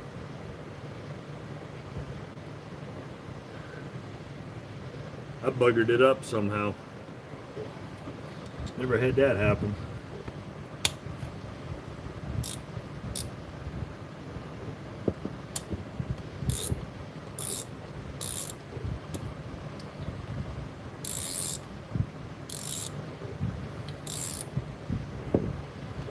hyper tight.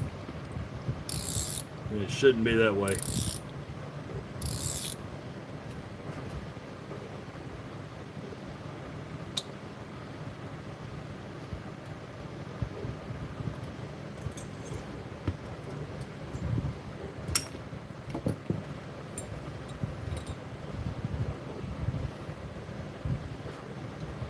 I know, I said I was going to do it another time, but it is what it is.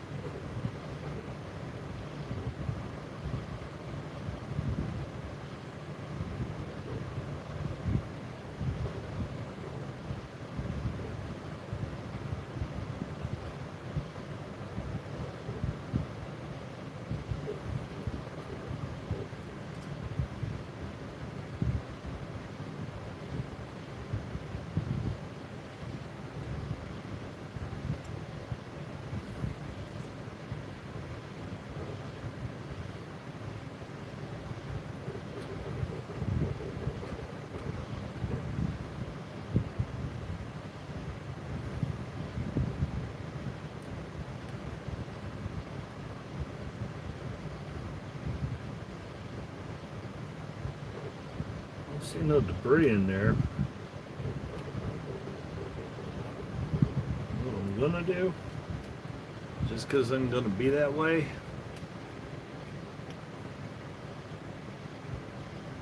is have a little micro dab of super lube on that spring, in case there's some crud on the spring that's causing it to bind. So I got a clip wing there, clip wing there.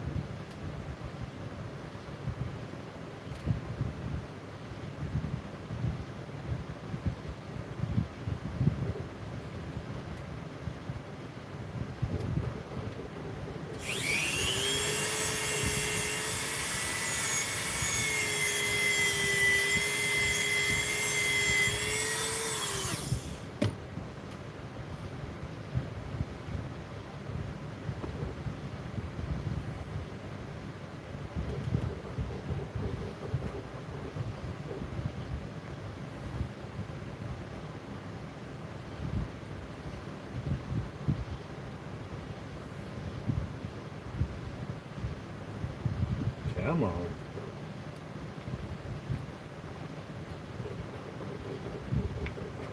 Run over just a little more.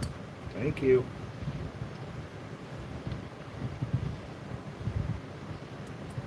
Wow. You. Trying to be nice here. Trying to be nice.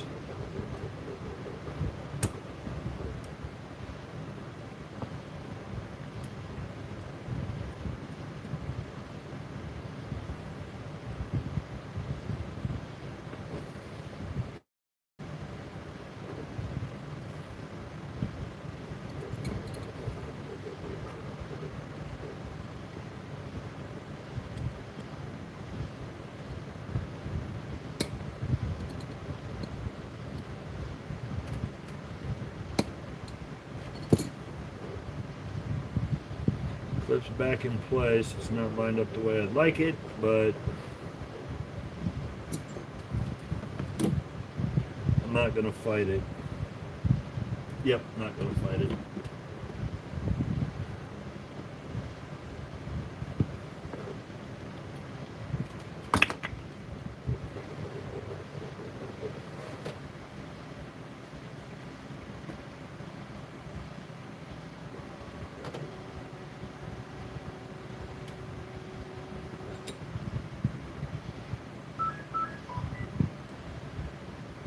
Printer's done.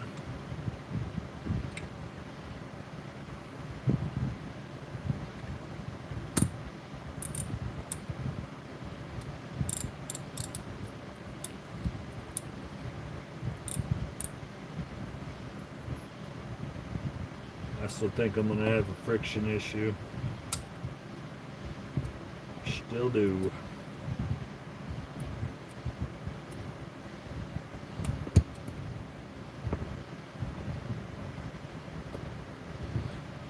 I know I've done something stupid and silly, but it's just one of those right now I can't think of what I did that would have caused it to do what it's doing.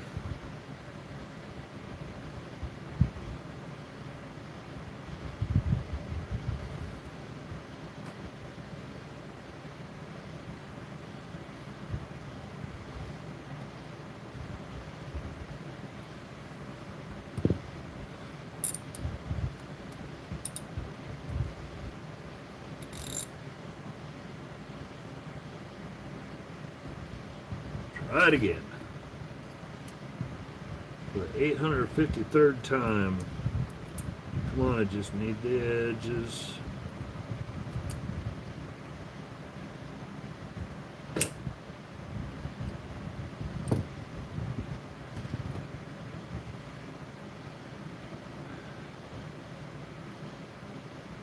I don't think it's seating in the track all the way. I think it's just sitting a hair too high. And that is why it's hanging up.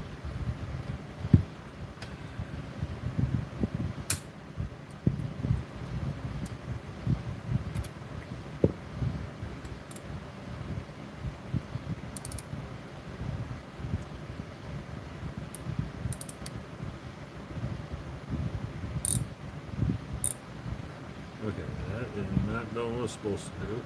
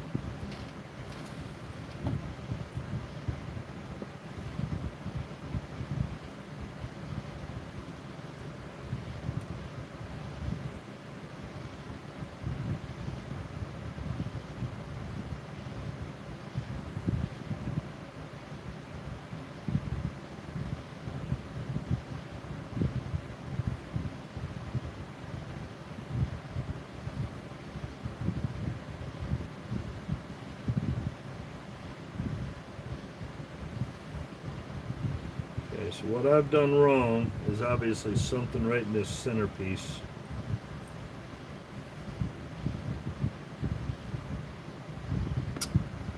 Oh, I think I figured it out.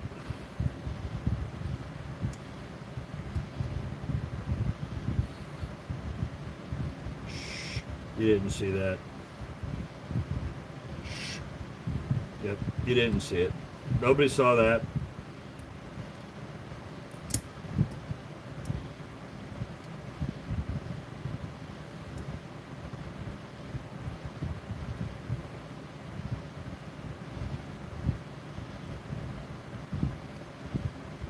Let's get the plate back. I think I figured out where I went wrong.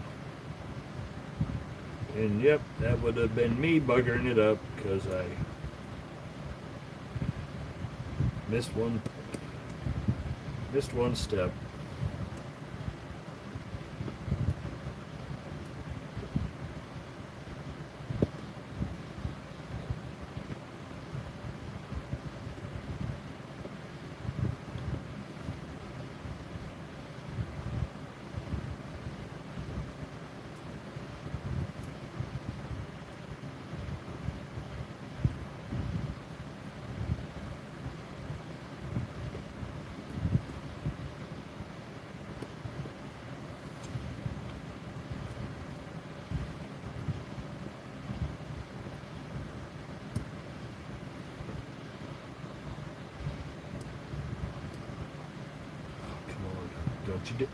Don't you dare move.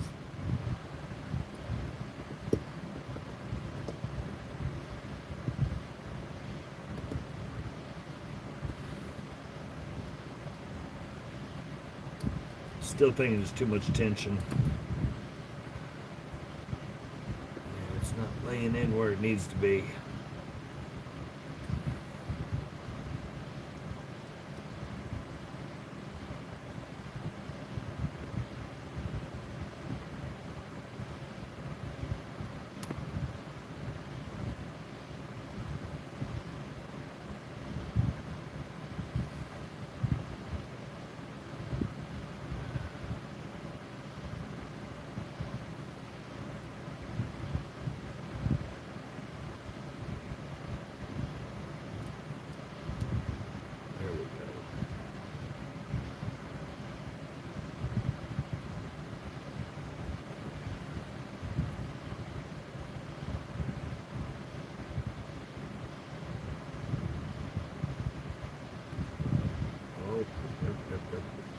Come on.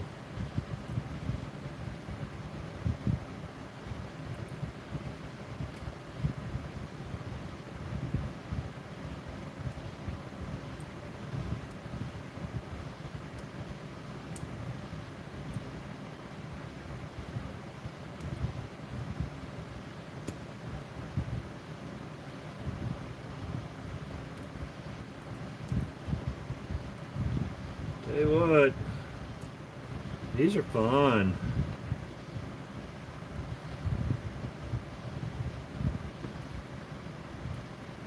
So much fun.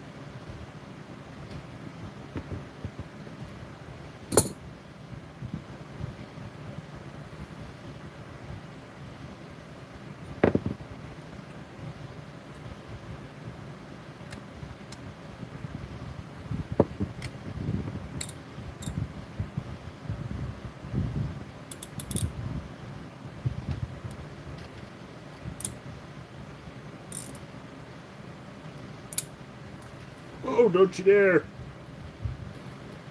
Oh, please somebody did not just screw that up. Okay, stay. For those that know, sit, Ubu, sit. Good dog.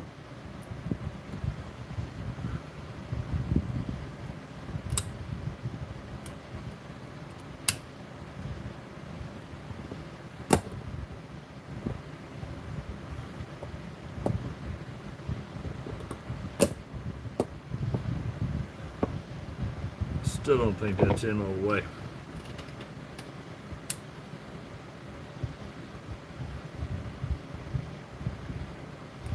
I think that ring needs to go down just a little bit more.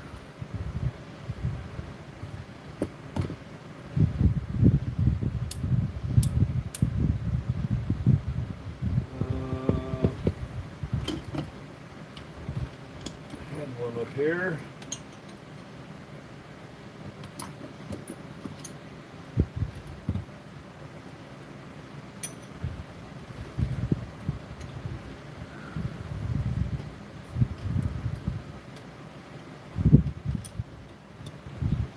I think the backside here is just a hair too up.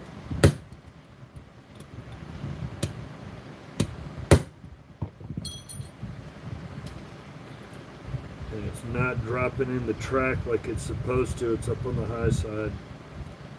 So I've got this. So that's a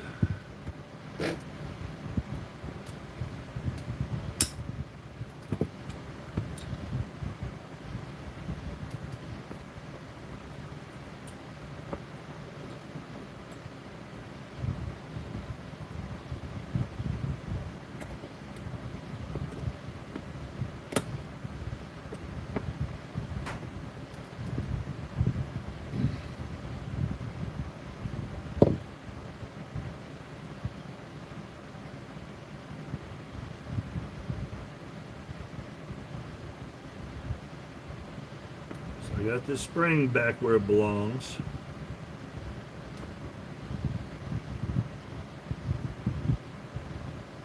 That's where that belongs. It's just a matter of getting them everything to line up and be happy with each other again.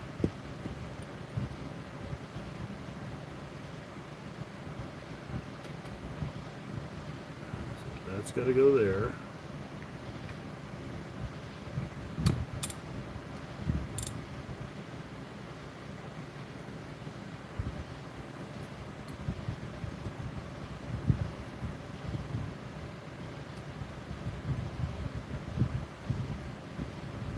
Okay. The track is there.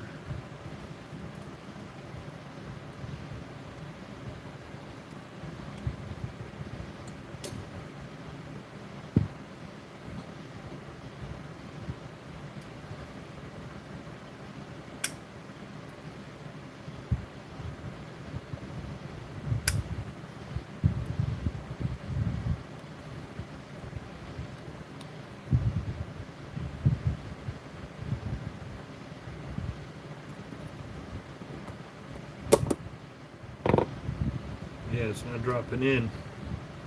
Not dropping in the track like it's supposed to. It's close.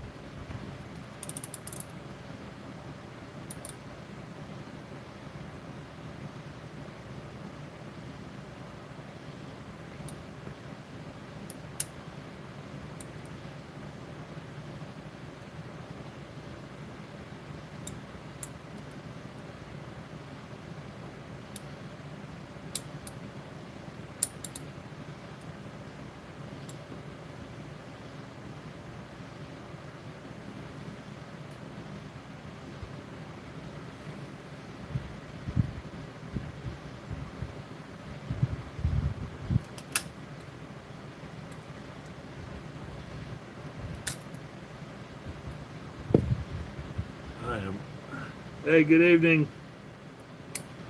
This is just the comedy of errors.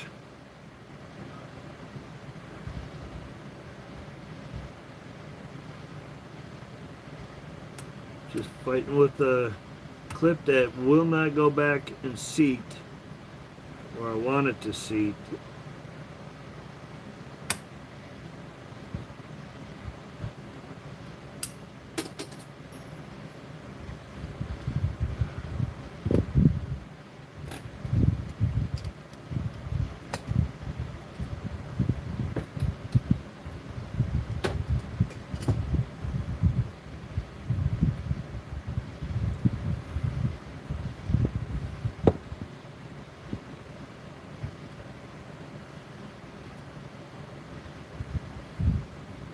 Get my butt kicked here.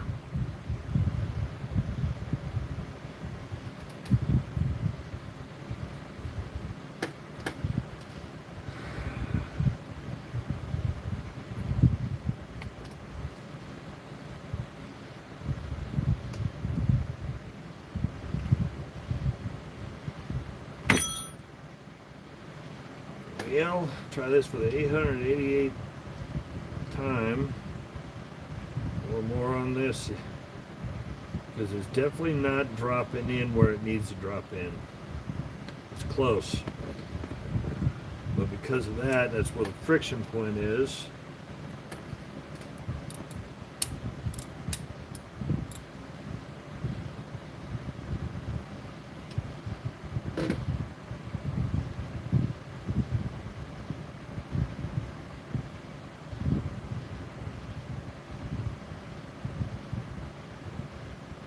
See anything that would be a problem.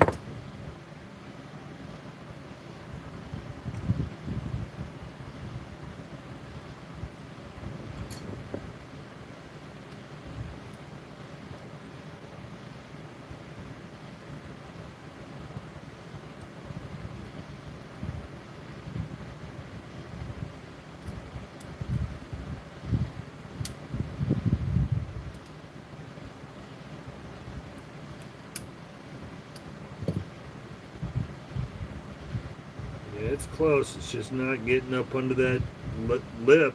And because it's not getting under the lip, it's not allowing it to free up.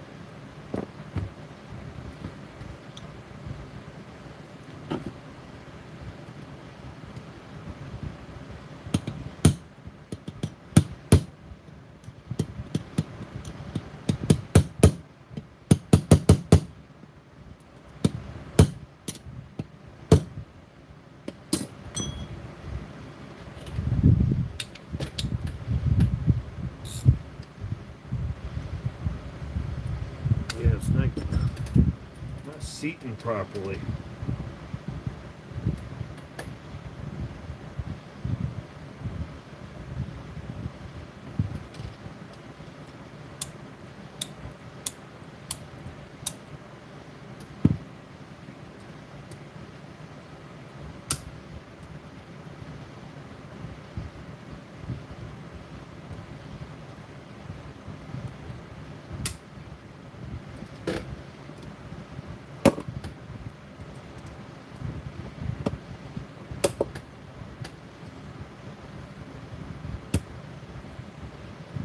Come on, grease.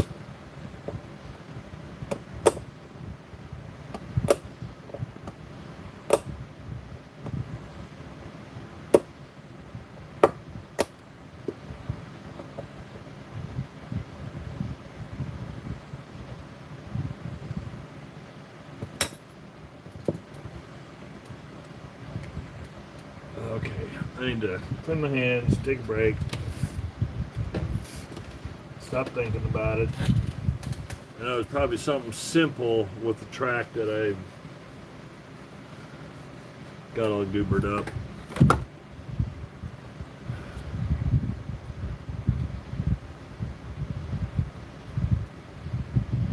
Whoa.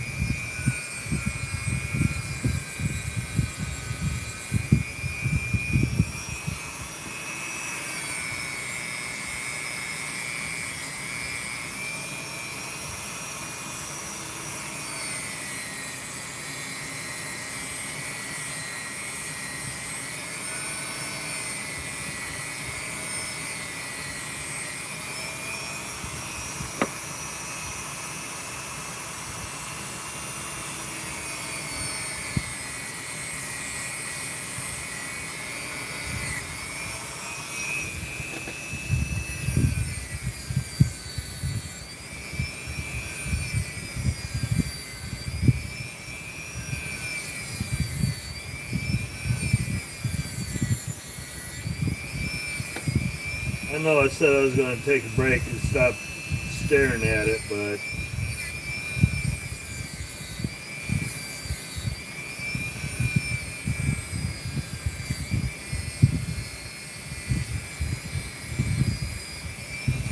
just not 100% sure what I've done wrong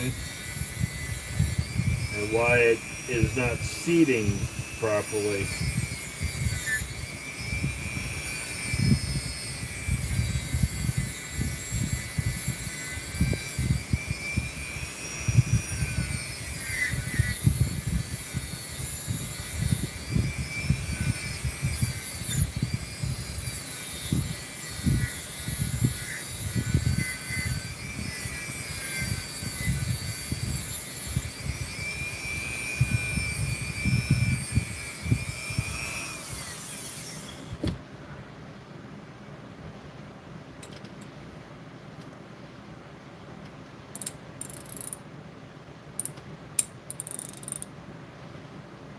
That's correct.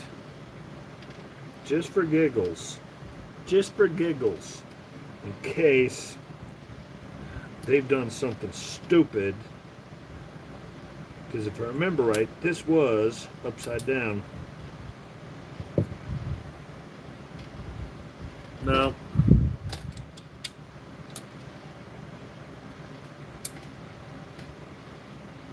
Yeah. Without the clip.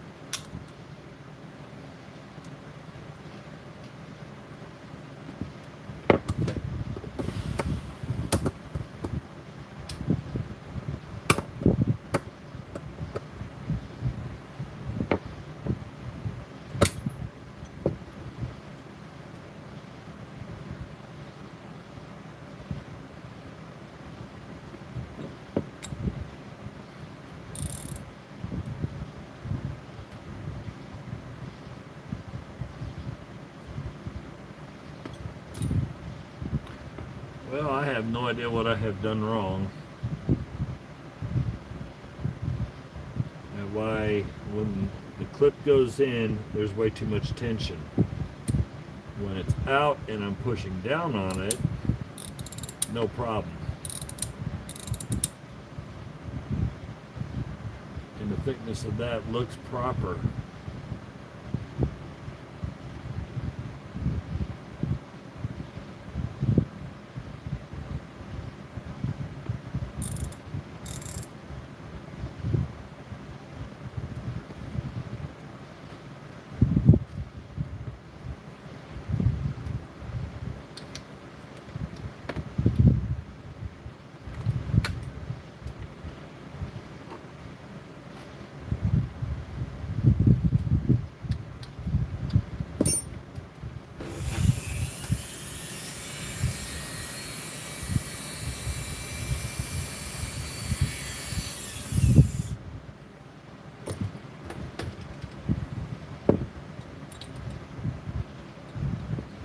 You know what? Two can play this game.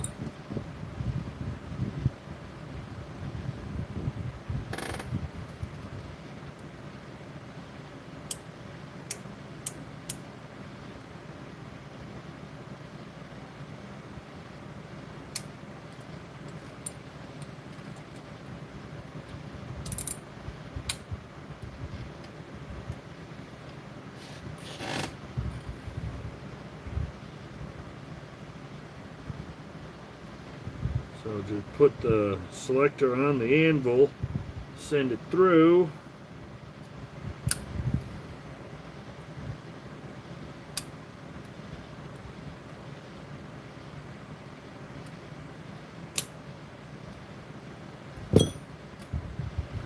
Nope, still locked up tight as a drum. Oh, I've done buggered it. So this has been a fun. I'm gonna get it one way or the other. I may end up working on it tomorrow until I figure out what I did wrong.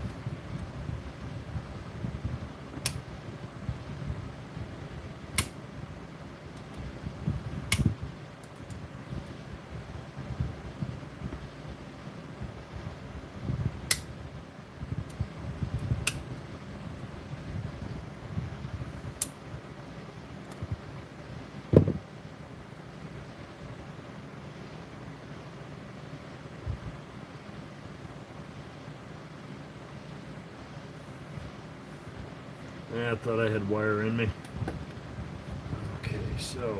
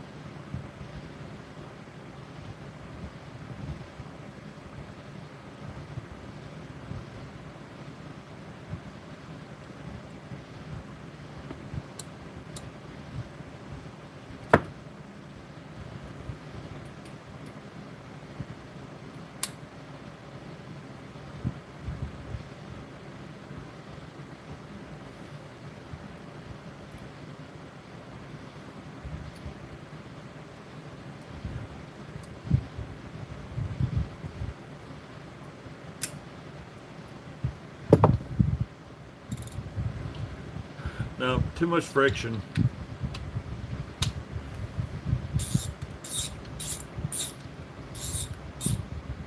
No, maybe not.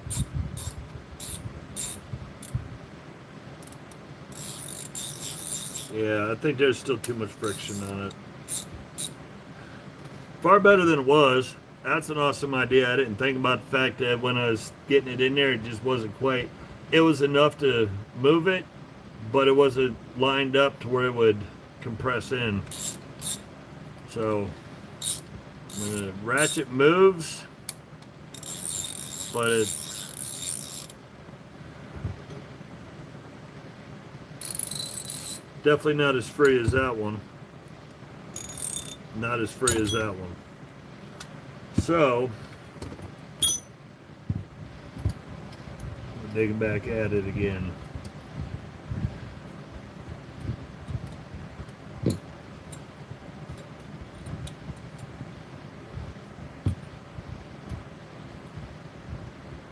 We're going to turn it 180 out.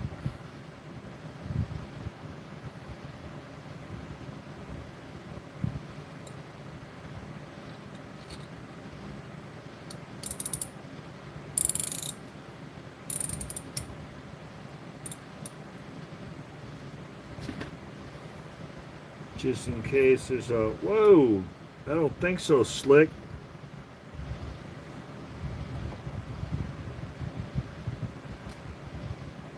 Looks like I need to spray, since I keep the door open so much. Need to spray for ants. Well, not ants. A ant, singular. One of the big black ants.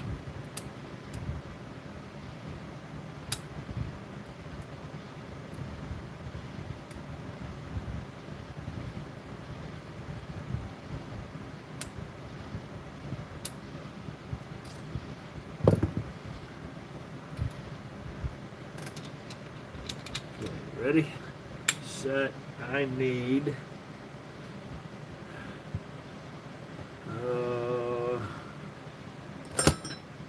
I'll do it this way. Ready, set.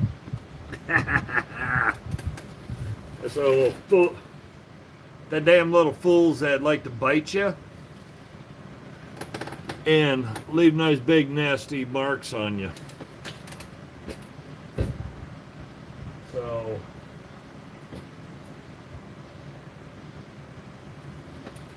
I don't play that game.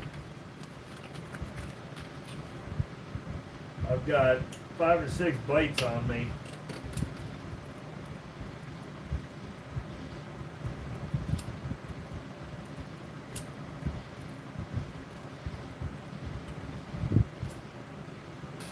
That's probably the daggone bugger that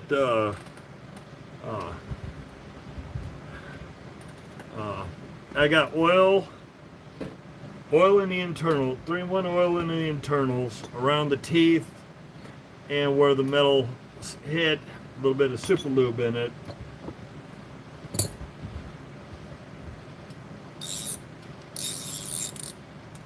But just a hair.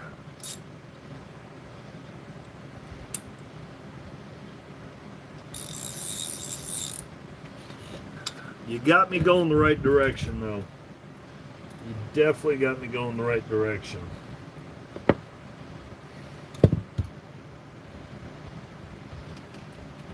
So, pin, pull back up, out. Because this has all been oiled up. But I did take it apart. Got my fingers all goobered up in it. This should have had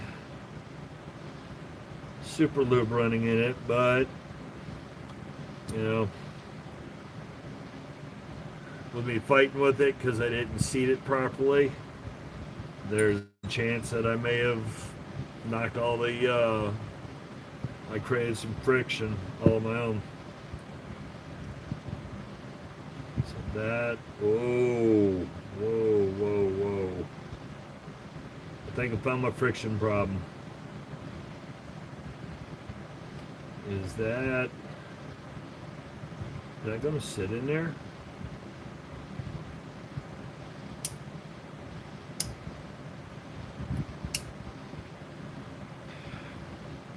I wonder whether that E-clip is a little out of sync. I know it's got little half moons on the internal, but that E-clip, I wonder whether that E-clip is, because when I took it apart, put the E-clip in,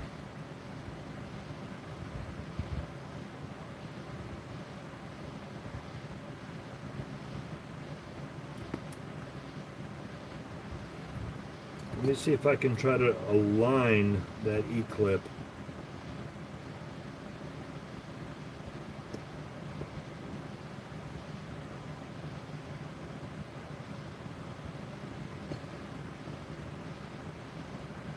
Because you see the vertical slot, but you also see the half moon on each side, which is where the E-clip should sit. Now, if I don't have that lined up with the pins off the stupid spring, that little bit of tension might, or if the wire for the spring is pushed up too high, that could be causing some of my friction issues.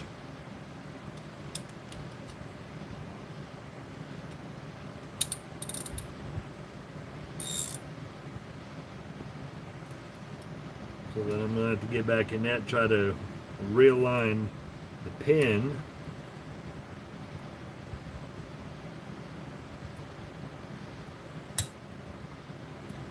Come on.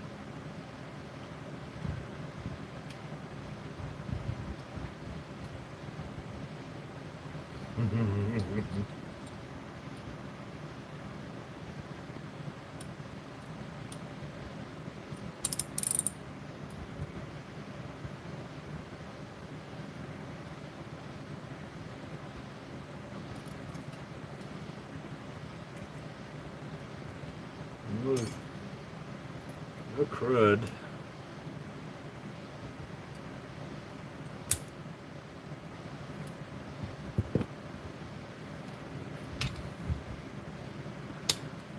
Okay, have a good one. Oh, I just made it worse now.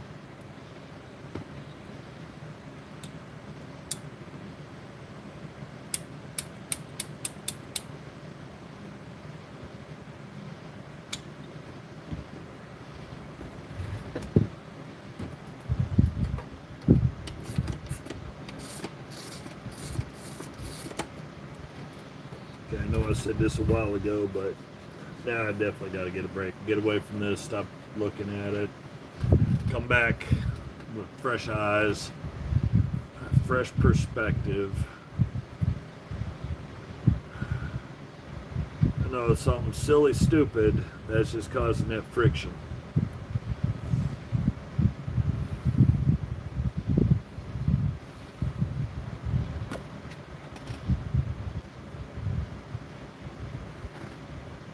And I haven't had much to drink in probably an hour or so.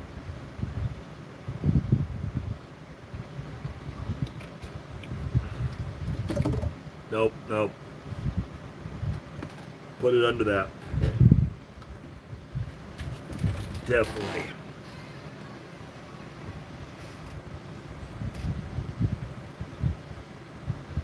Yeah.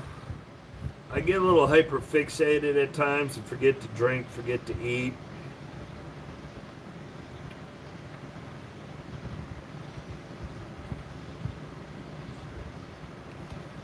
I think so.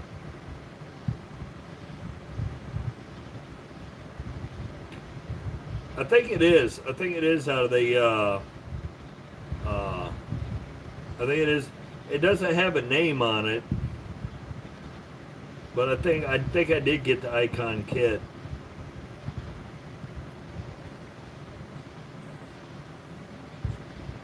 I have a wide assortment, and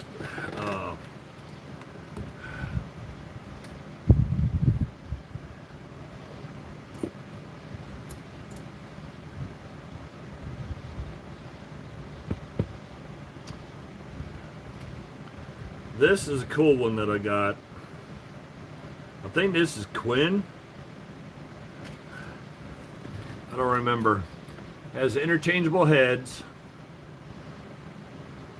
but it's not only to squeeze in, because if you flip this, sorry. So if you flip the switch, it'll go up, it'll change from internal to external.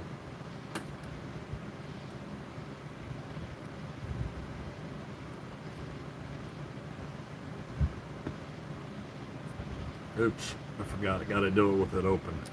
Then draw it in, then push it over. So you can go internal to external. Oh. I've got Pittsburghs. I've got some who knows what else.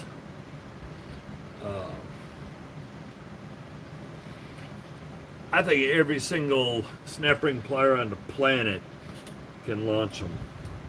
And I'm surprised I haven't lost this one yet. I dropped it a couple times. I dropped the anvil a couple times.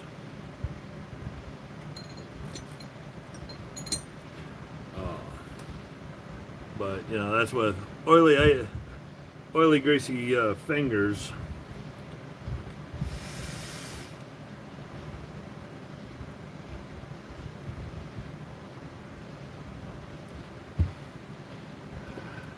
But I got these specifically for a couple of other ratchets that I was working on, because they had the little micro pinholes in them, and they work great.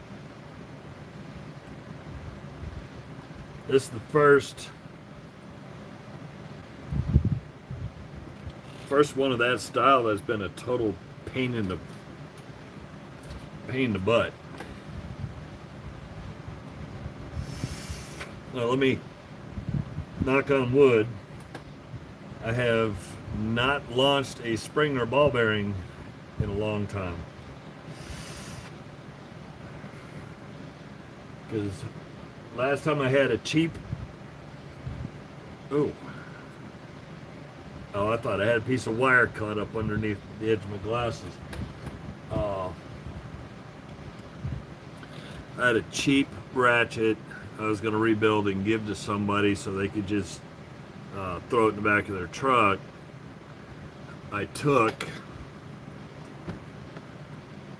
that piece of metal, is part of the outer case, is the top piece that I cut out of an old DVD player. Scrapped the internals, got all the parts and pieces out of it I wanted to keep, but I kept the top U piece of the case because it was still smooth, flat metal. Figured I could use scrap metal here and there. So then I took it, obviously bent it, drilled a hole, put a little nudge in there. This one's good for quarter drive ratchets, so you could slide it down, push the spring and the ball detent back, and then drop the anvil in and slide this out without launching the bearing and spring all over the place. Well, sorry, 3/8. And because I built it for the 3/8, I tried it on the quarter and I launched it. So then I turned around and took a master key, custom cut, shaved it, thinned it, bent it, created the little notch so I could go in, pull back on a quarter drive. So that way, this is the quarter drive, this is for 3/8.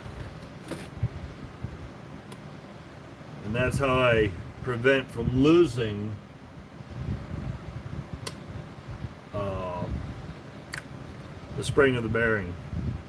Now recently, I didn't tell anybody yet, I came upon the unicorn.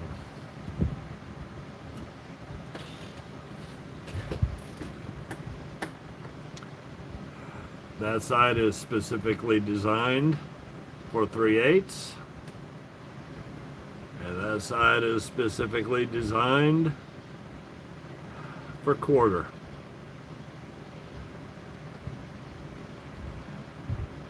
And this is an SPP 744.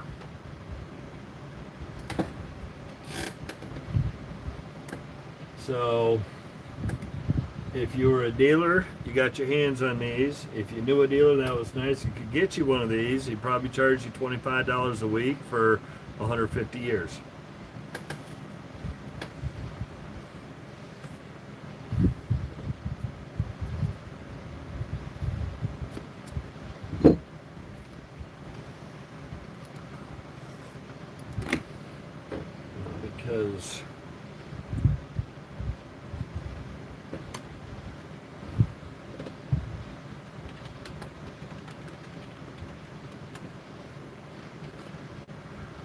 Because that is the okay.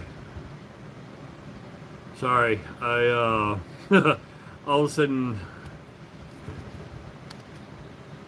I got a old multi-button mouse that is hypersensitive on the side, and all of a sudden my screen started jumping because I didn't realize that when I was up here doing that, I'd bumped one of the 12 buttons. So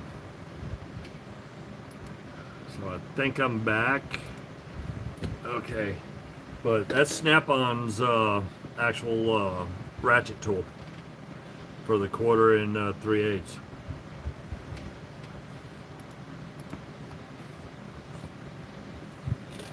Don't know about 1/2 inch. Well, I have my wife's old Note 20 Ultra. That's what I video on. But my laptop is up on my computer display, literally this far from the phone. And then I have it up in studio to where I can actually see the chat.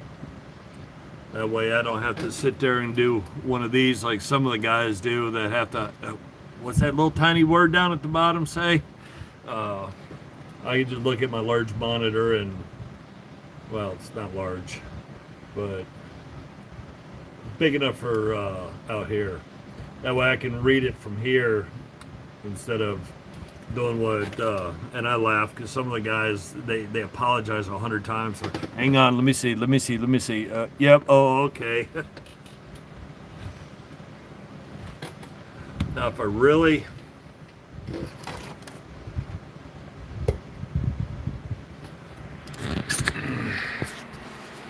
so literally, my screen is right there.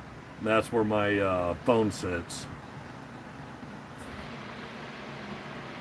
Now, if I want to, let me just, I could, because there's my, right above me is my TV. Go here.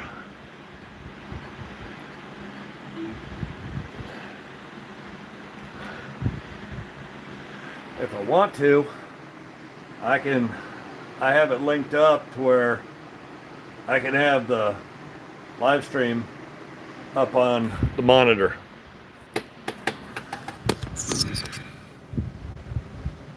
Or if I decide I want to play on the computer and design something and or I need to see somebody. Uh, I've built things out of wood and other stuff just by seeing a picture. I built a wood tractor. Uh, uh,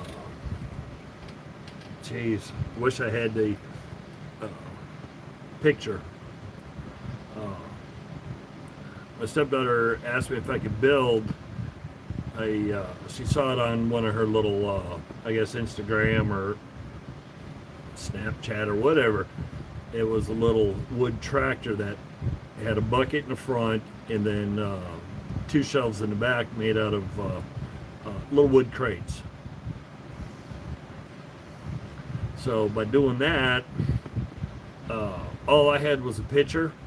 I put it on my old laptop, set it on my main workbench, and then from there I just kind of grabbed the wood, grabbed the we bought 2 wood crates, and I kind of pieced it together and took the old metal stove, the old stoves that still have the metal rings, the heating elements. So you had the metal plates that would sit on top that had like flowers, or that older ladies that would cover it, that had the fancy little kitchen-y designs on them.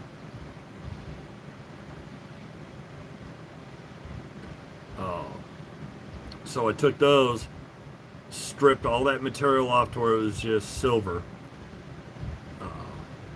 light primer, black with, and I made it, painted the tractor, the wheels black, spattered a little bit of brown on it, and then put the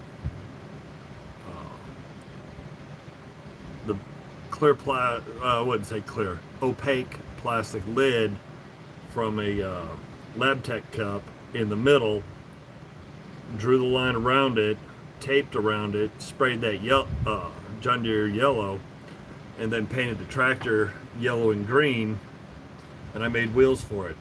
The big stove eye covers were the back wheels. The smaller stove eye covers were the front wheels, and did it that way. Unfortunately, I screwed up stuff on my phone where I'd lost all the pictures on my phone. I know they're running around on one of my little portable hard drives. But I ended up making one a few years later for my granddaughter before she was born.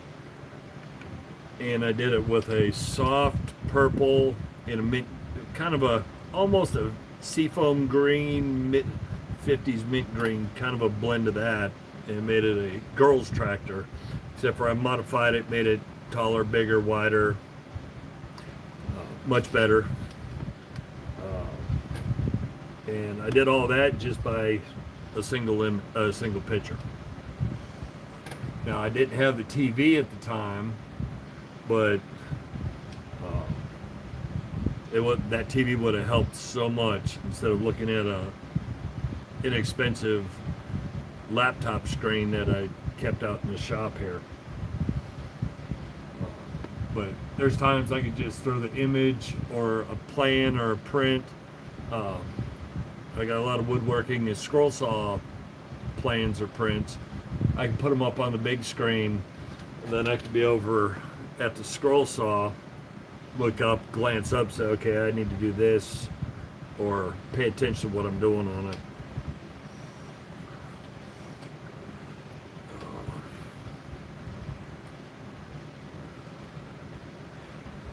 We have enough bats and other critters around here. We have not had too much of a problem with mosquitoes. And I probably shouldn't say that because we still got 2 to 3 months left of potential bugs. What I do get, because the door's open and it's dark and I've got all these LED lights in here, is I do get a lot of moths and other flying critters that are attracted to the light that draw in. Earlier I had a moth about that big around, and then had one that was about that big. One of the big camouflage looking ones that came in. Didn't know how to leave. I think he's still, I didn't pay attention because I was looking at this way or over there. I think he's still hiding behind my monitor because he went that way.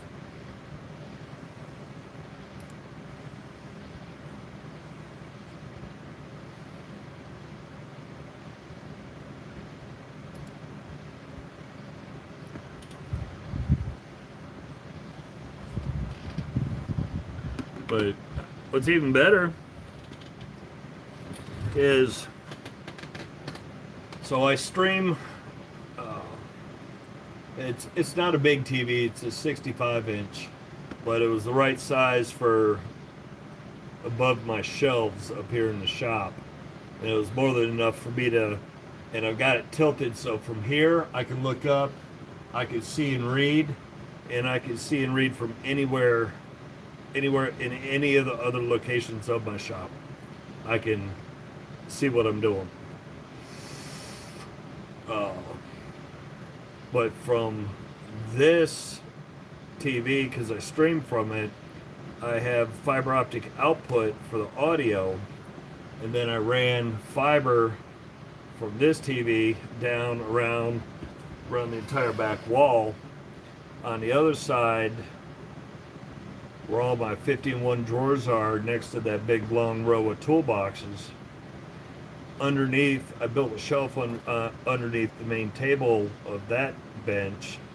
I have a full-size Onkyo receiver under there. Next to that's a CD player. So I've got fiber coming from the TV audio side going straight to the receiver. So whatever I'm watching up here comes through the receiver and it goes to Bose AM10 cubes. I can throw CDs in, let the CDs rip. So I don't have, if I'm out here making a lot of noise, I don't have just a single tin can speaker off the TV. It's actually going through a receiver and getting full power. I also have an adapter that is a Bluetooth adapter that plugs into the one of my other fiber ports on the receiver, so I can directly stream music straight off the phone, straight to that, or from the laptop straight to that, and push it to the speakers.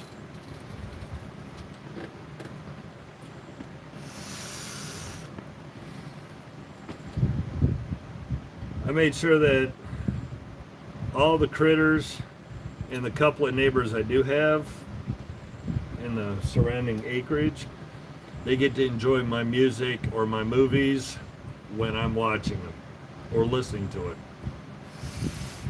A few acres that way, the neighbors, I had said something to them. I said, hey, because there's times I'll get up early on my day off, and when my wife goes to work, I'll turn around and take off, and I'll start playing around out here. There's times I've taken, not paid attention.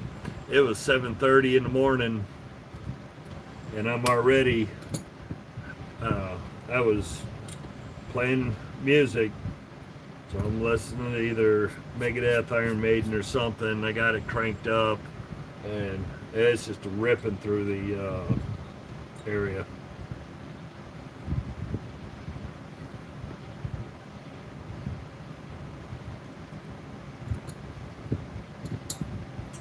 Cool thing is, even when I bounce genres, my neighbors said they enjoyed my music selection, because there's times I'll just jump from one genre to another. I might take this apart again and see if it's just something that's causing the center to push up just a little too high, and see if that's where my failure is.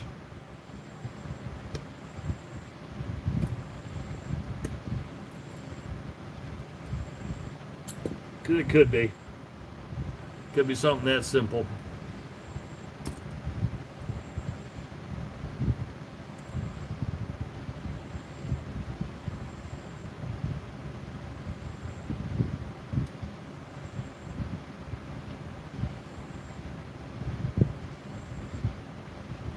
It could be. Oops.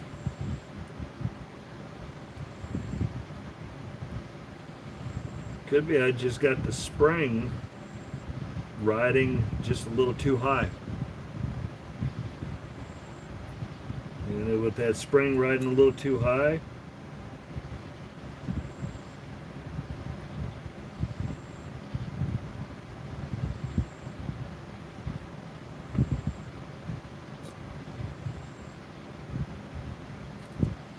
that could be my flaw. I know it's something stupid simple that I've done. I just don't know what I've done.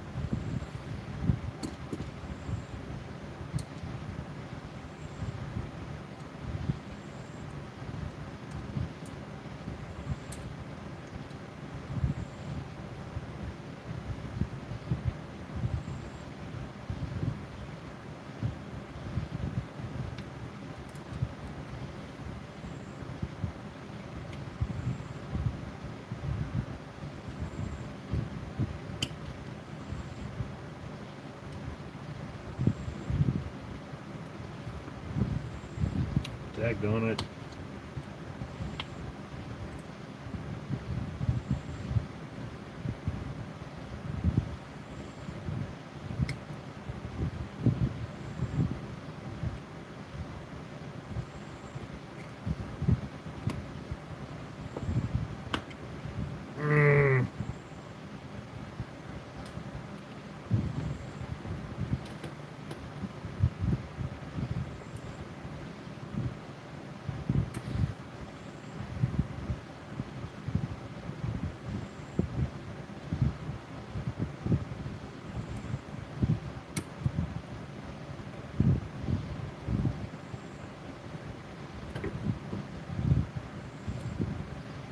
Buggered. That I did. I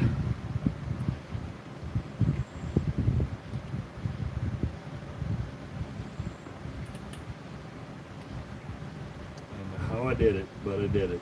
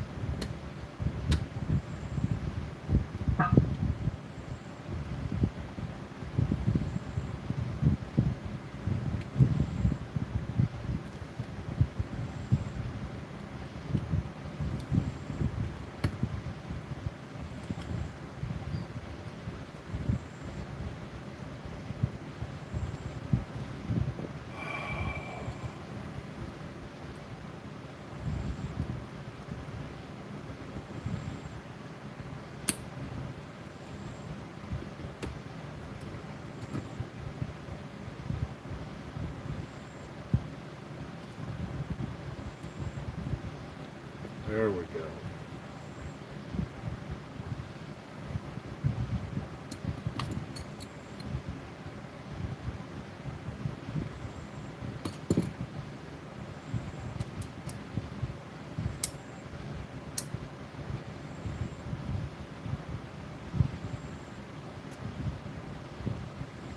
I'm just wondering if that stupid little spring right there is just riding just a little too high and causing me some friction problems.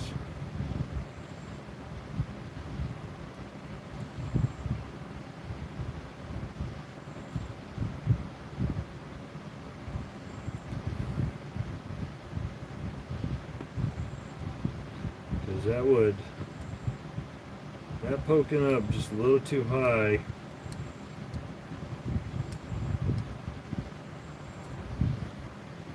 I do something I probably shouldn't do, but I'm going to do it anyway, so don't watch.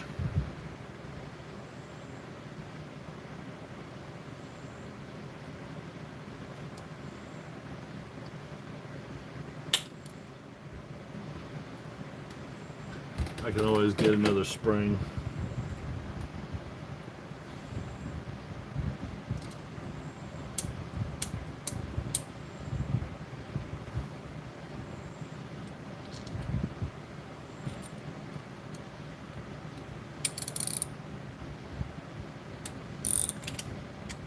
Daggone it.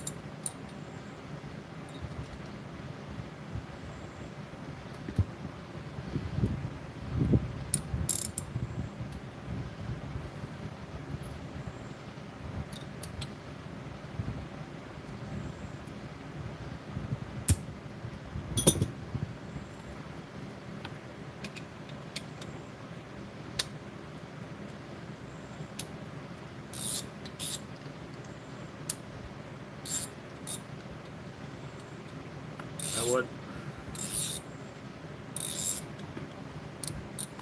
Still got a little too much friction. Selector works good.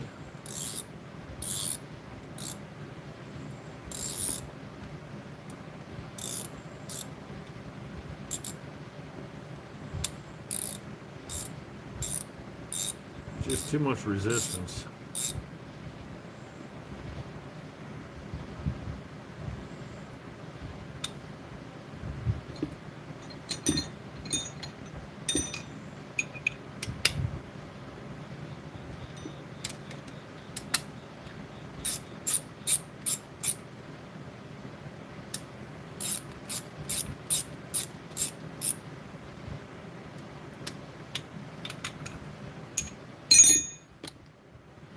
Well, it's clean. It works. I might have to dig into it at another time and see if I can see where the resistance is, unless, I don't know. But the ring is finally going.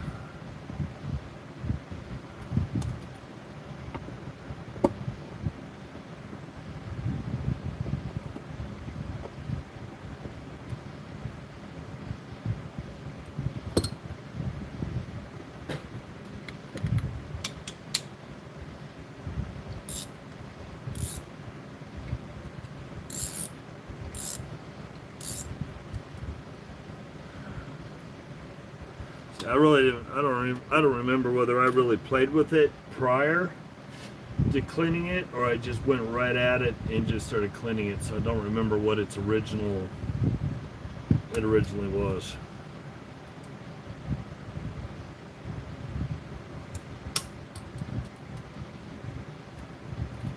But I do know to relieve some of the tension on it,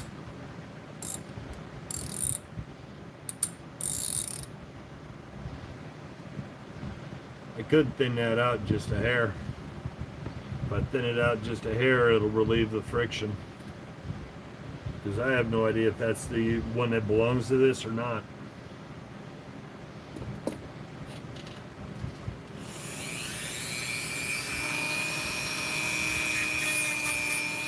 But since these are the common size,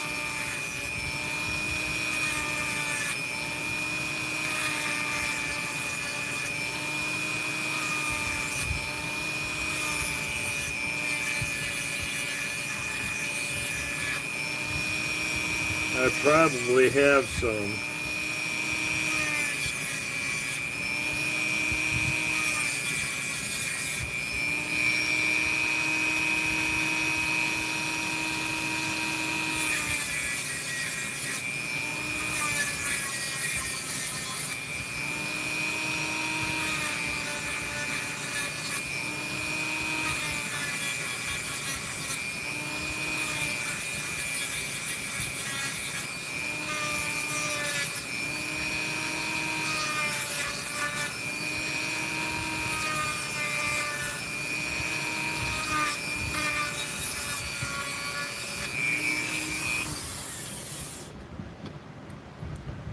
don't know if this will work or it'll help.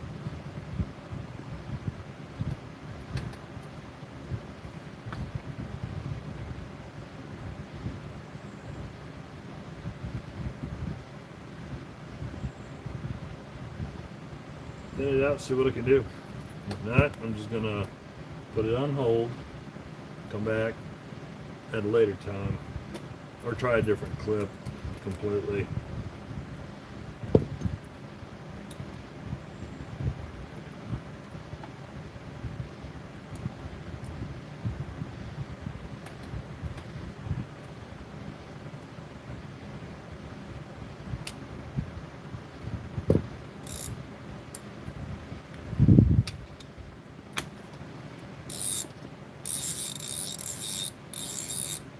That's a whole lot better.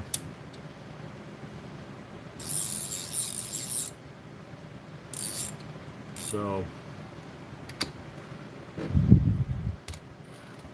not sure what I did with the box, because I had a box of clips.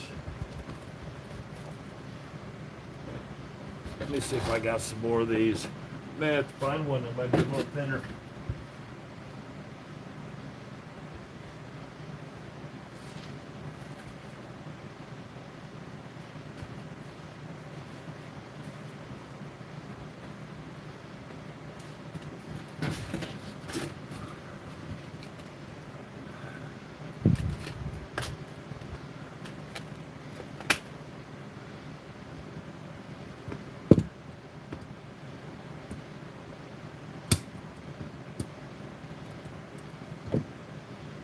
See what we got size-wise.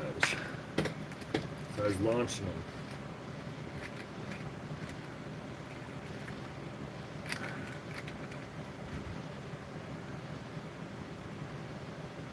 Okay, just a little tube.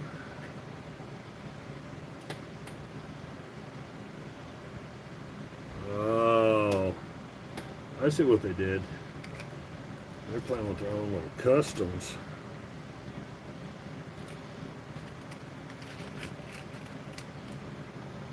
These are all custom size.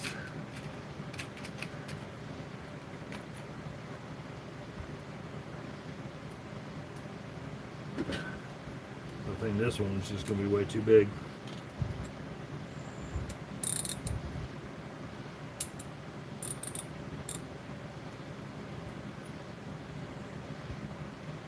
Yep. Oh, way too big.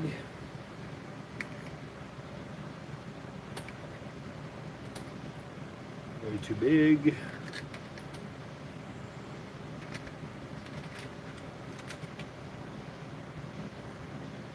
That one is too small.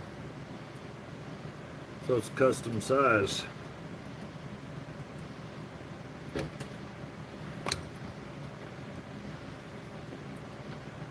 That is 7/8, that's 1 inch, so there's got to be something hiding right in the middle, or it's metric for some silly reason.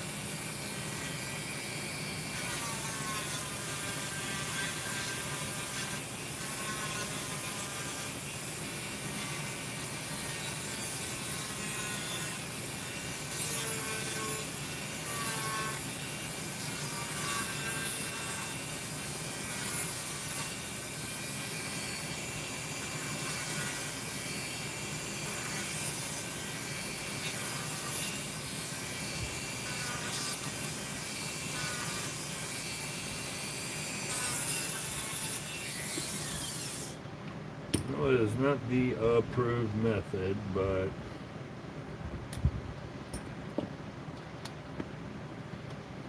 just thin it down enough to make it work until I can find an actual physical replacement.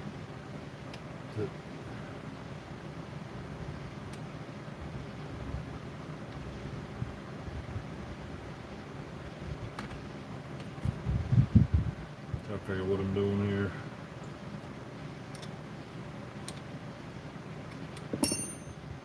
Okay. There's my jump block.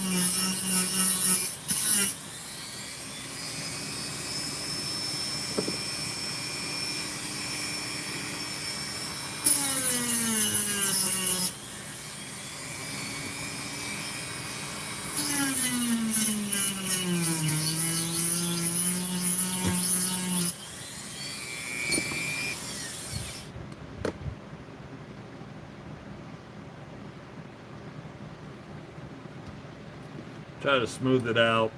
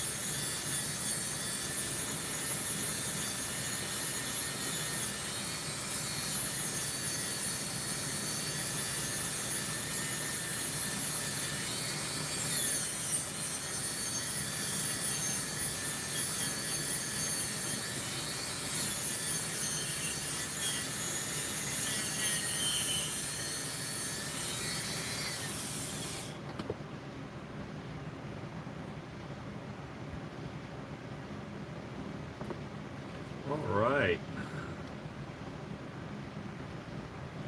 One last shot before I call it for this, and then come back at it tomorrow.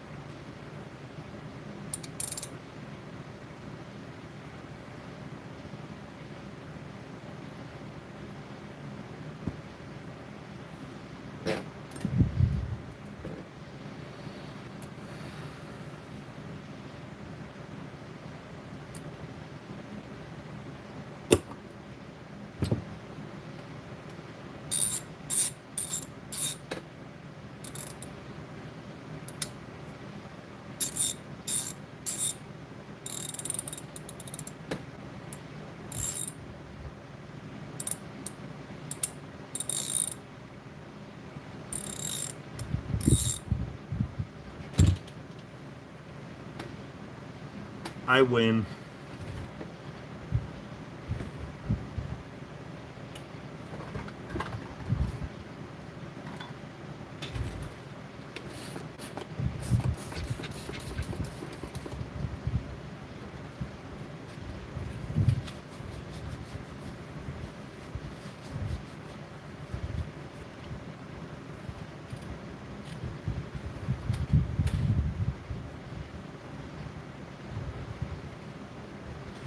Nope, I am happy now. All I did is just take a little sanding disc, flatten it off, then a Dremel stone, smooth it up, and just took an ultra thin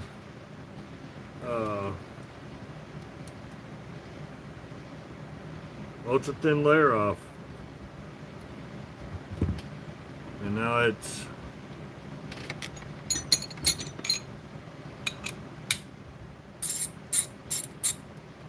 that bad boy just rock and rolls.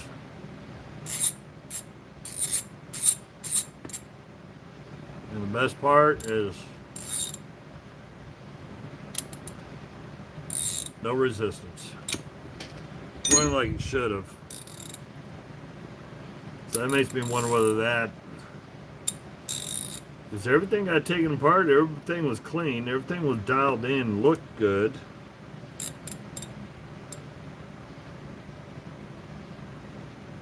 I even took the internals apart, oiled the, made sure that the spring was seated right. That's what I did. One of my goofs was where the spring was seated. I'd accidentally knocked it out of the second plate because it's a spring on the primary plate. The primary plate has a nudge that comes out, and that's what pushes back and forth and moves the pawl back and forth. That's got the spring in the back. Then it's got a secondary plate above that that has a little pinhole where the spring is supposed to go up. And I didn't have that lined up properly because apparently I'd knocked it down completely out. So it wasn't doing what it was supposed to do there. But then I turned around and, yeah, I don't know. Unless it was something when I was cleaning it where maybe I warped that snap ring. Because by cleaning it, I could have created enough heat off the from the Dremel tools that could have caused a warp or waves in it.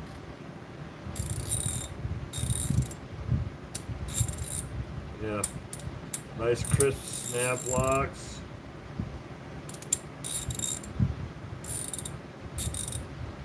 She's good. I'm happy. Well, I didn't do this. So, all said and done. Nope, not all said and done. I forgot one part.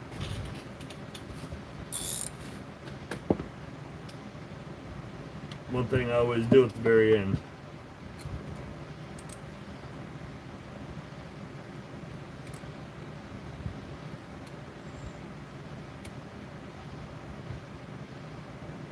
Ball rolls, and I don't see any pitting or any damage to it.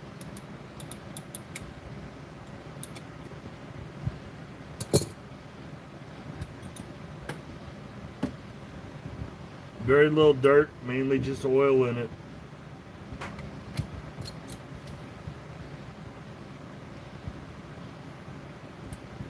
I'd be mad at myself if I forgot to take care of the detent. So now she's done. So it's a Blackhawk 34,999,999, whatever it is. 34,999. It's also got a 48 stamped in the back. But had a few little buggered spots from banging into stuff. They got smoothed out.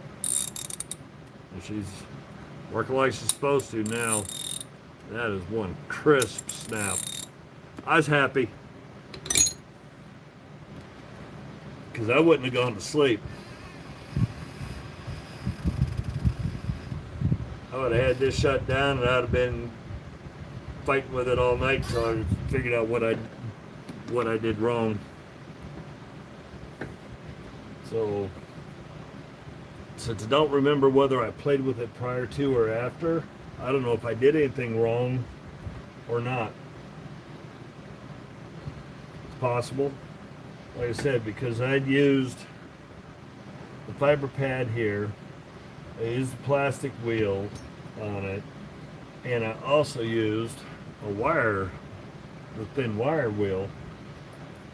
By doing that at the RPMs that the Dremel runs at, I could have heated it up, and like I said, I could have caused some waves in that snap ring. And if there was any waves in the snap ring, that's more than enough to create friction spots, which is what hung it up and kept it. If I was smart and would have thought this thoroughly, yeah, I should have just went right after the flat stone, put it down, and ran it all the way around on both sides to try to make sure that I took out any flat spots or any ridges. So there's a good chance that I caused it.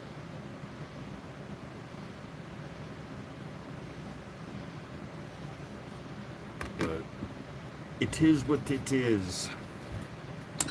I do like this. It's got, yeah, I wish this was a little meatier. Obviously, since I don't have little hands, but I do like the feel of it. The one I do like is the what I call it, Pro America. Not sure who excuse me. Not sure who made this. This has that heavy, beefy, old SK feel to it. I got another one right here I need to deal with.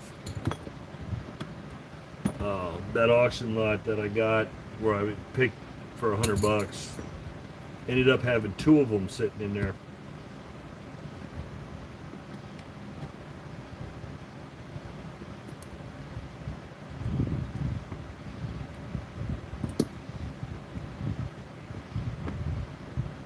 Come on.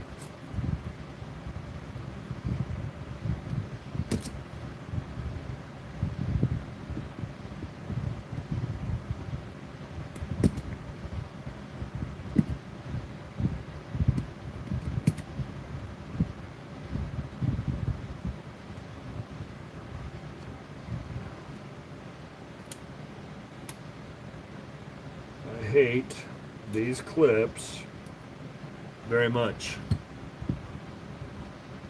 Thank you. Have a good one. Be safe. Have a good weekend. I'm not getting my butt kicked by a second ratchet. Not happening. I will win this too.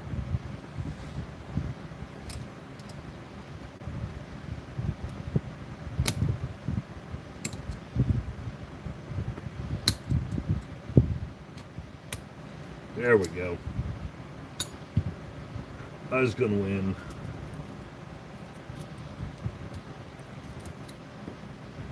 One ring off.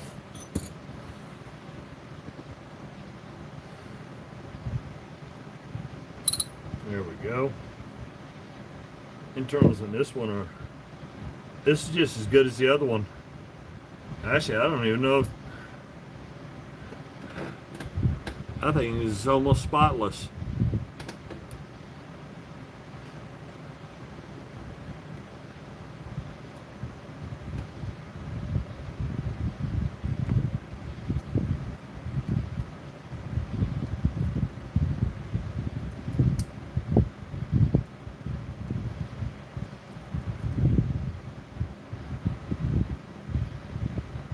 This thing is dry as a bone inside.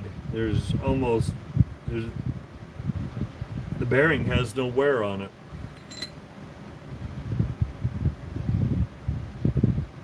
And to be honest, other than it banging around in a toolbox, I'm not sure this thing's really ever been used.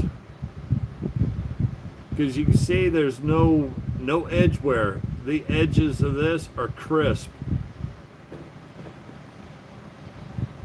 This might have been one that was just sat in the toolbox and just banged around. That was it. Because looking in here, there's no dirt of any kind down in there. Not a bit. This might have been one that he never used. And that means it's easier to clean.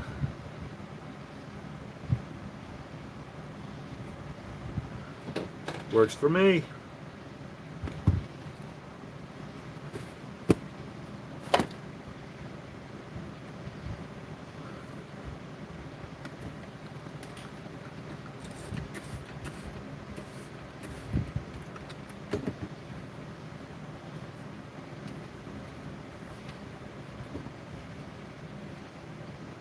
Yeah, there's no dirt, no debris coming off of it at all.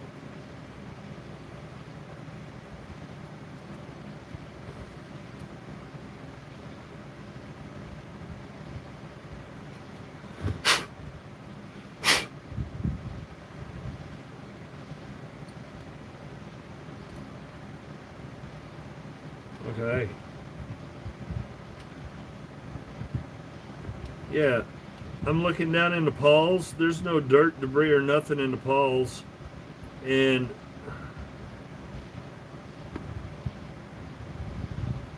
like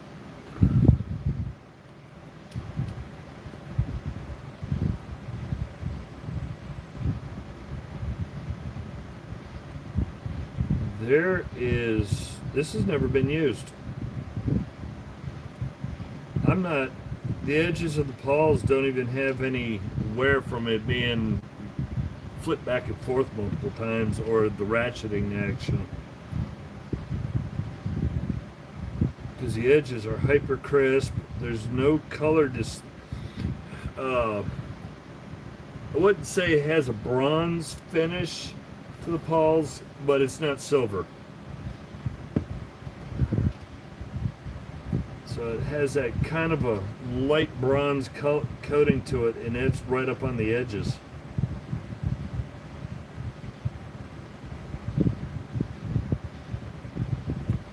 And right on the edging here, which is where it rides on the metal, there's no wear to the finish.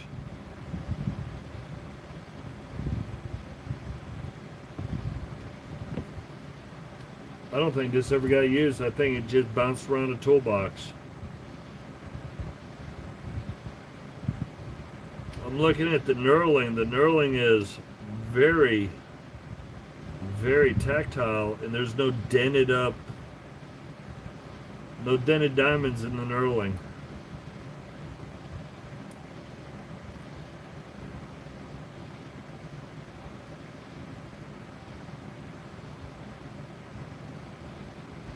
I'm looking at the finish around here, the polished piece, the satin piece, and there's only a couple of dings like it. Yeah, I'm pretty sure this is brand new.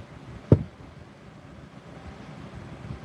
the only reason why it's got some grime here is because it was sitting there.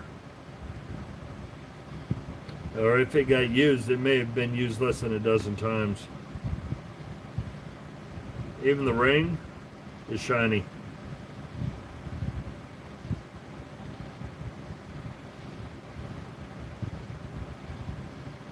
Yeah, the ring is shiny.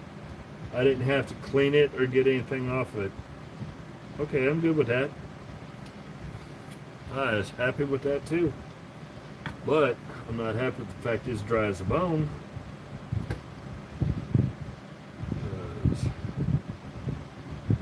Come on.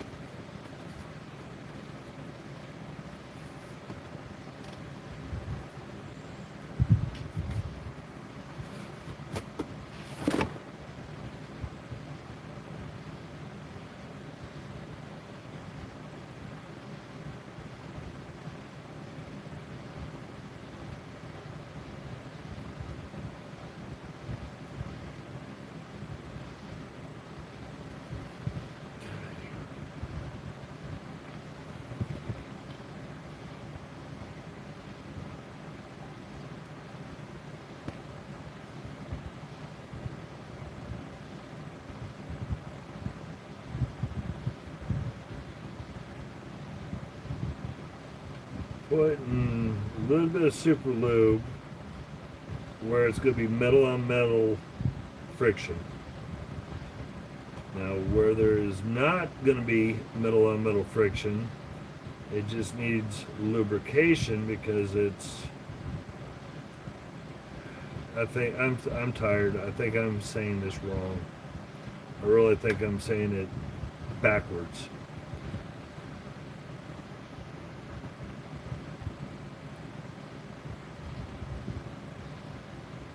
This on parts that are like threaded or geared. Metal to metal, flat metal to metal, oil. If that makes any sense.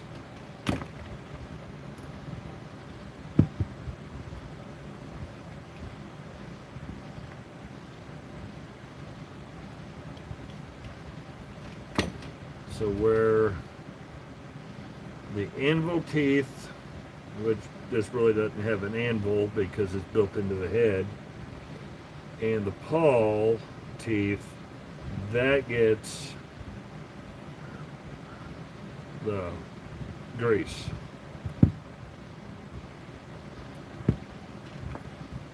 Now where the pivot pins internally, the bearing and that, at that pivot point, that gets oil.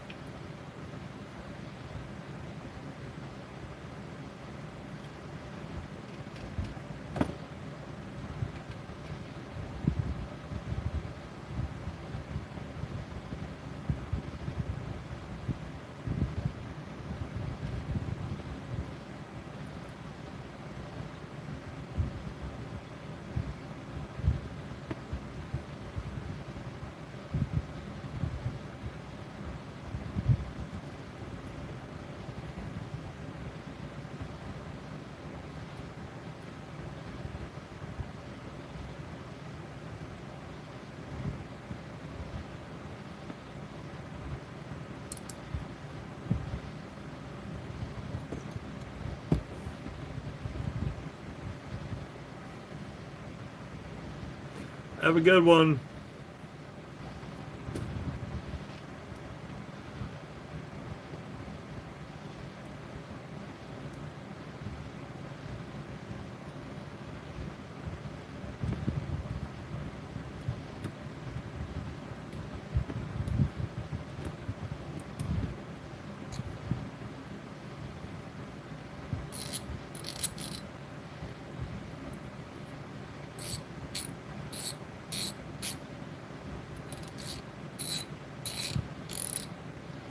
Yeah, I really do believe this one is brand new.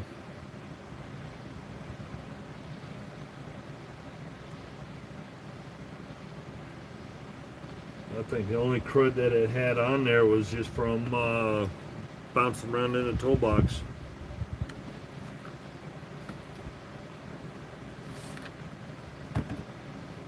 I will say his toolbox was pretty rough looking.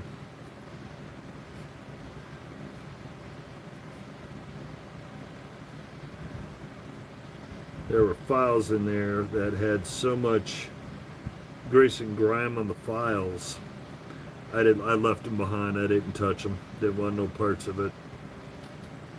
Yeah, because if that's all the dirt you're getting off an anvil, yeah, this thing never got used.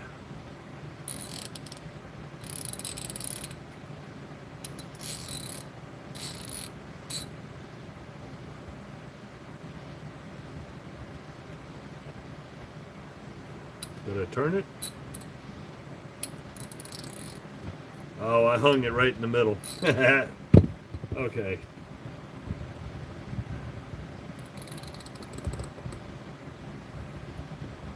Get the ball detent, get that lubed up.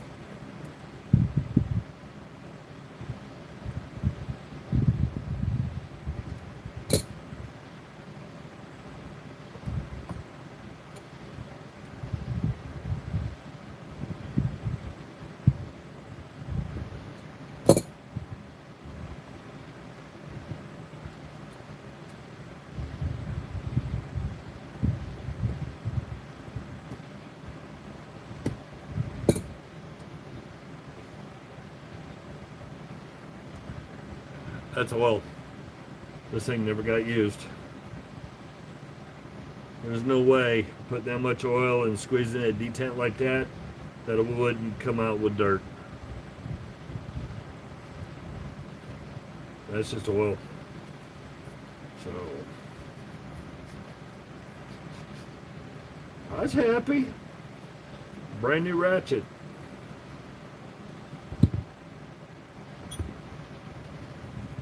Can never complain when you get an auction lot and end up with a brand new tool.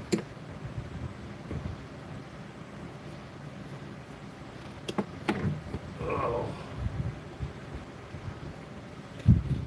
Okay. So in the grand scheme of the planet, I'm gonna put the flashlight back. One nice Pro America. Everybody have a good one. Good luck. Hunt, whatever. I'm tired. I gotta go.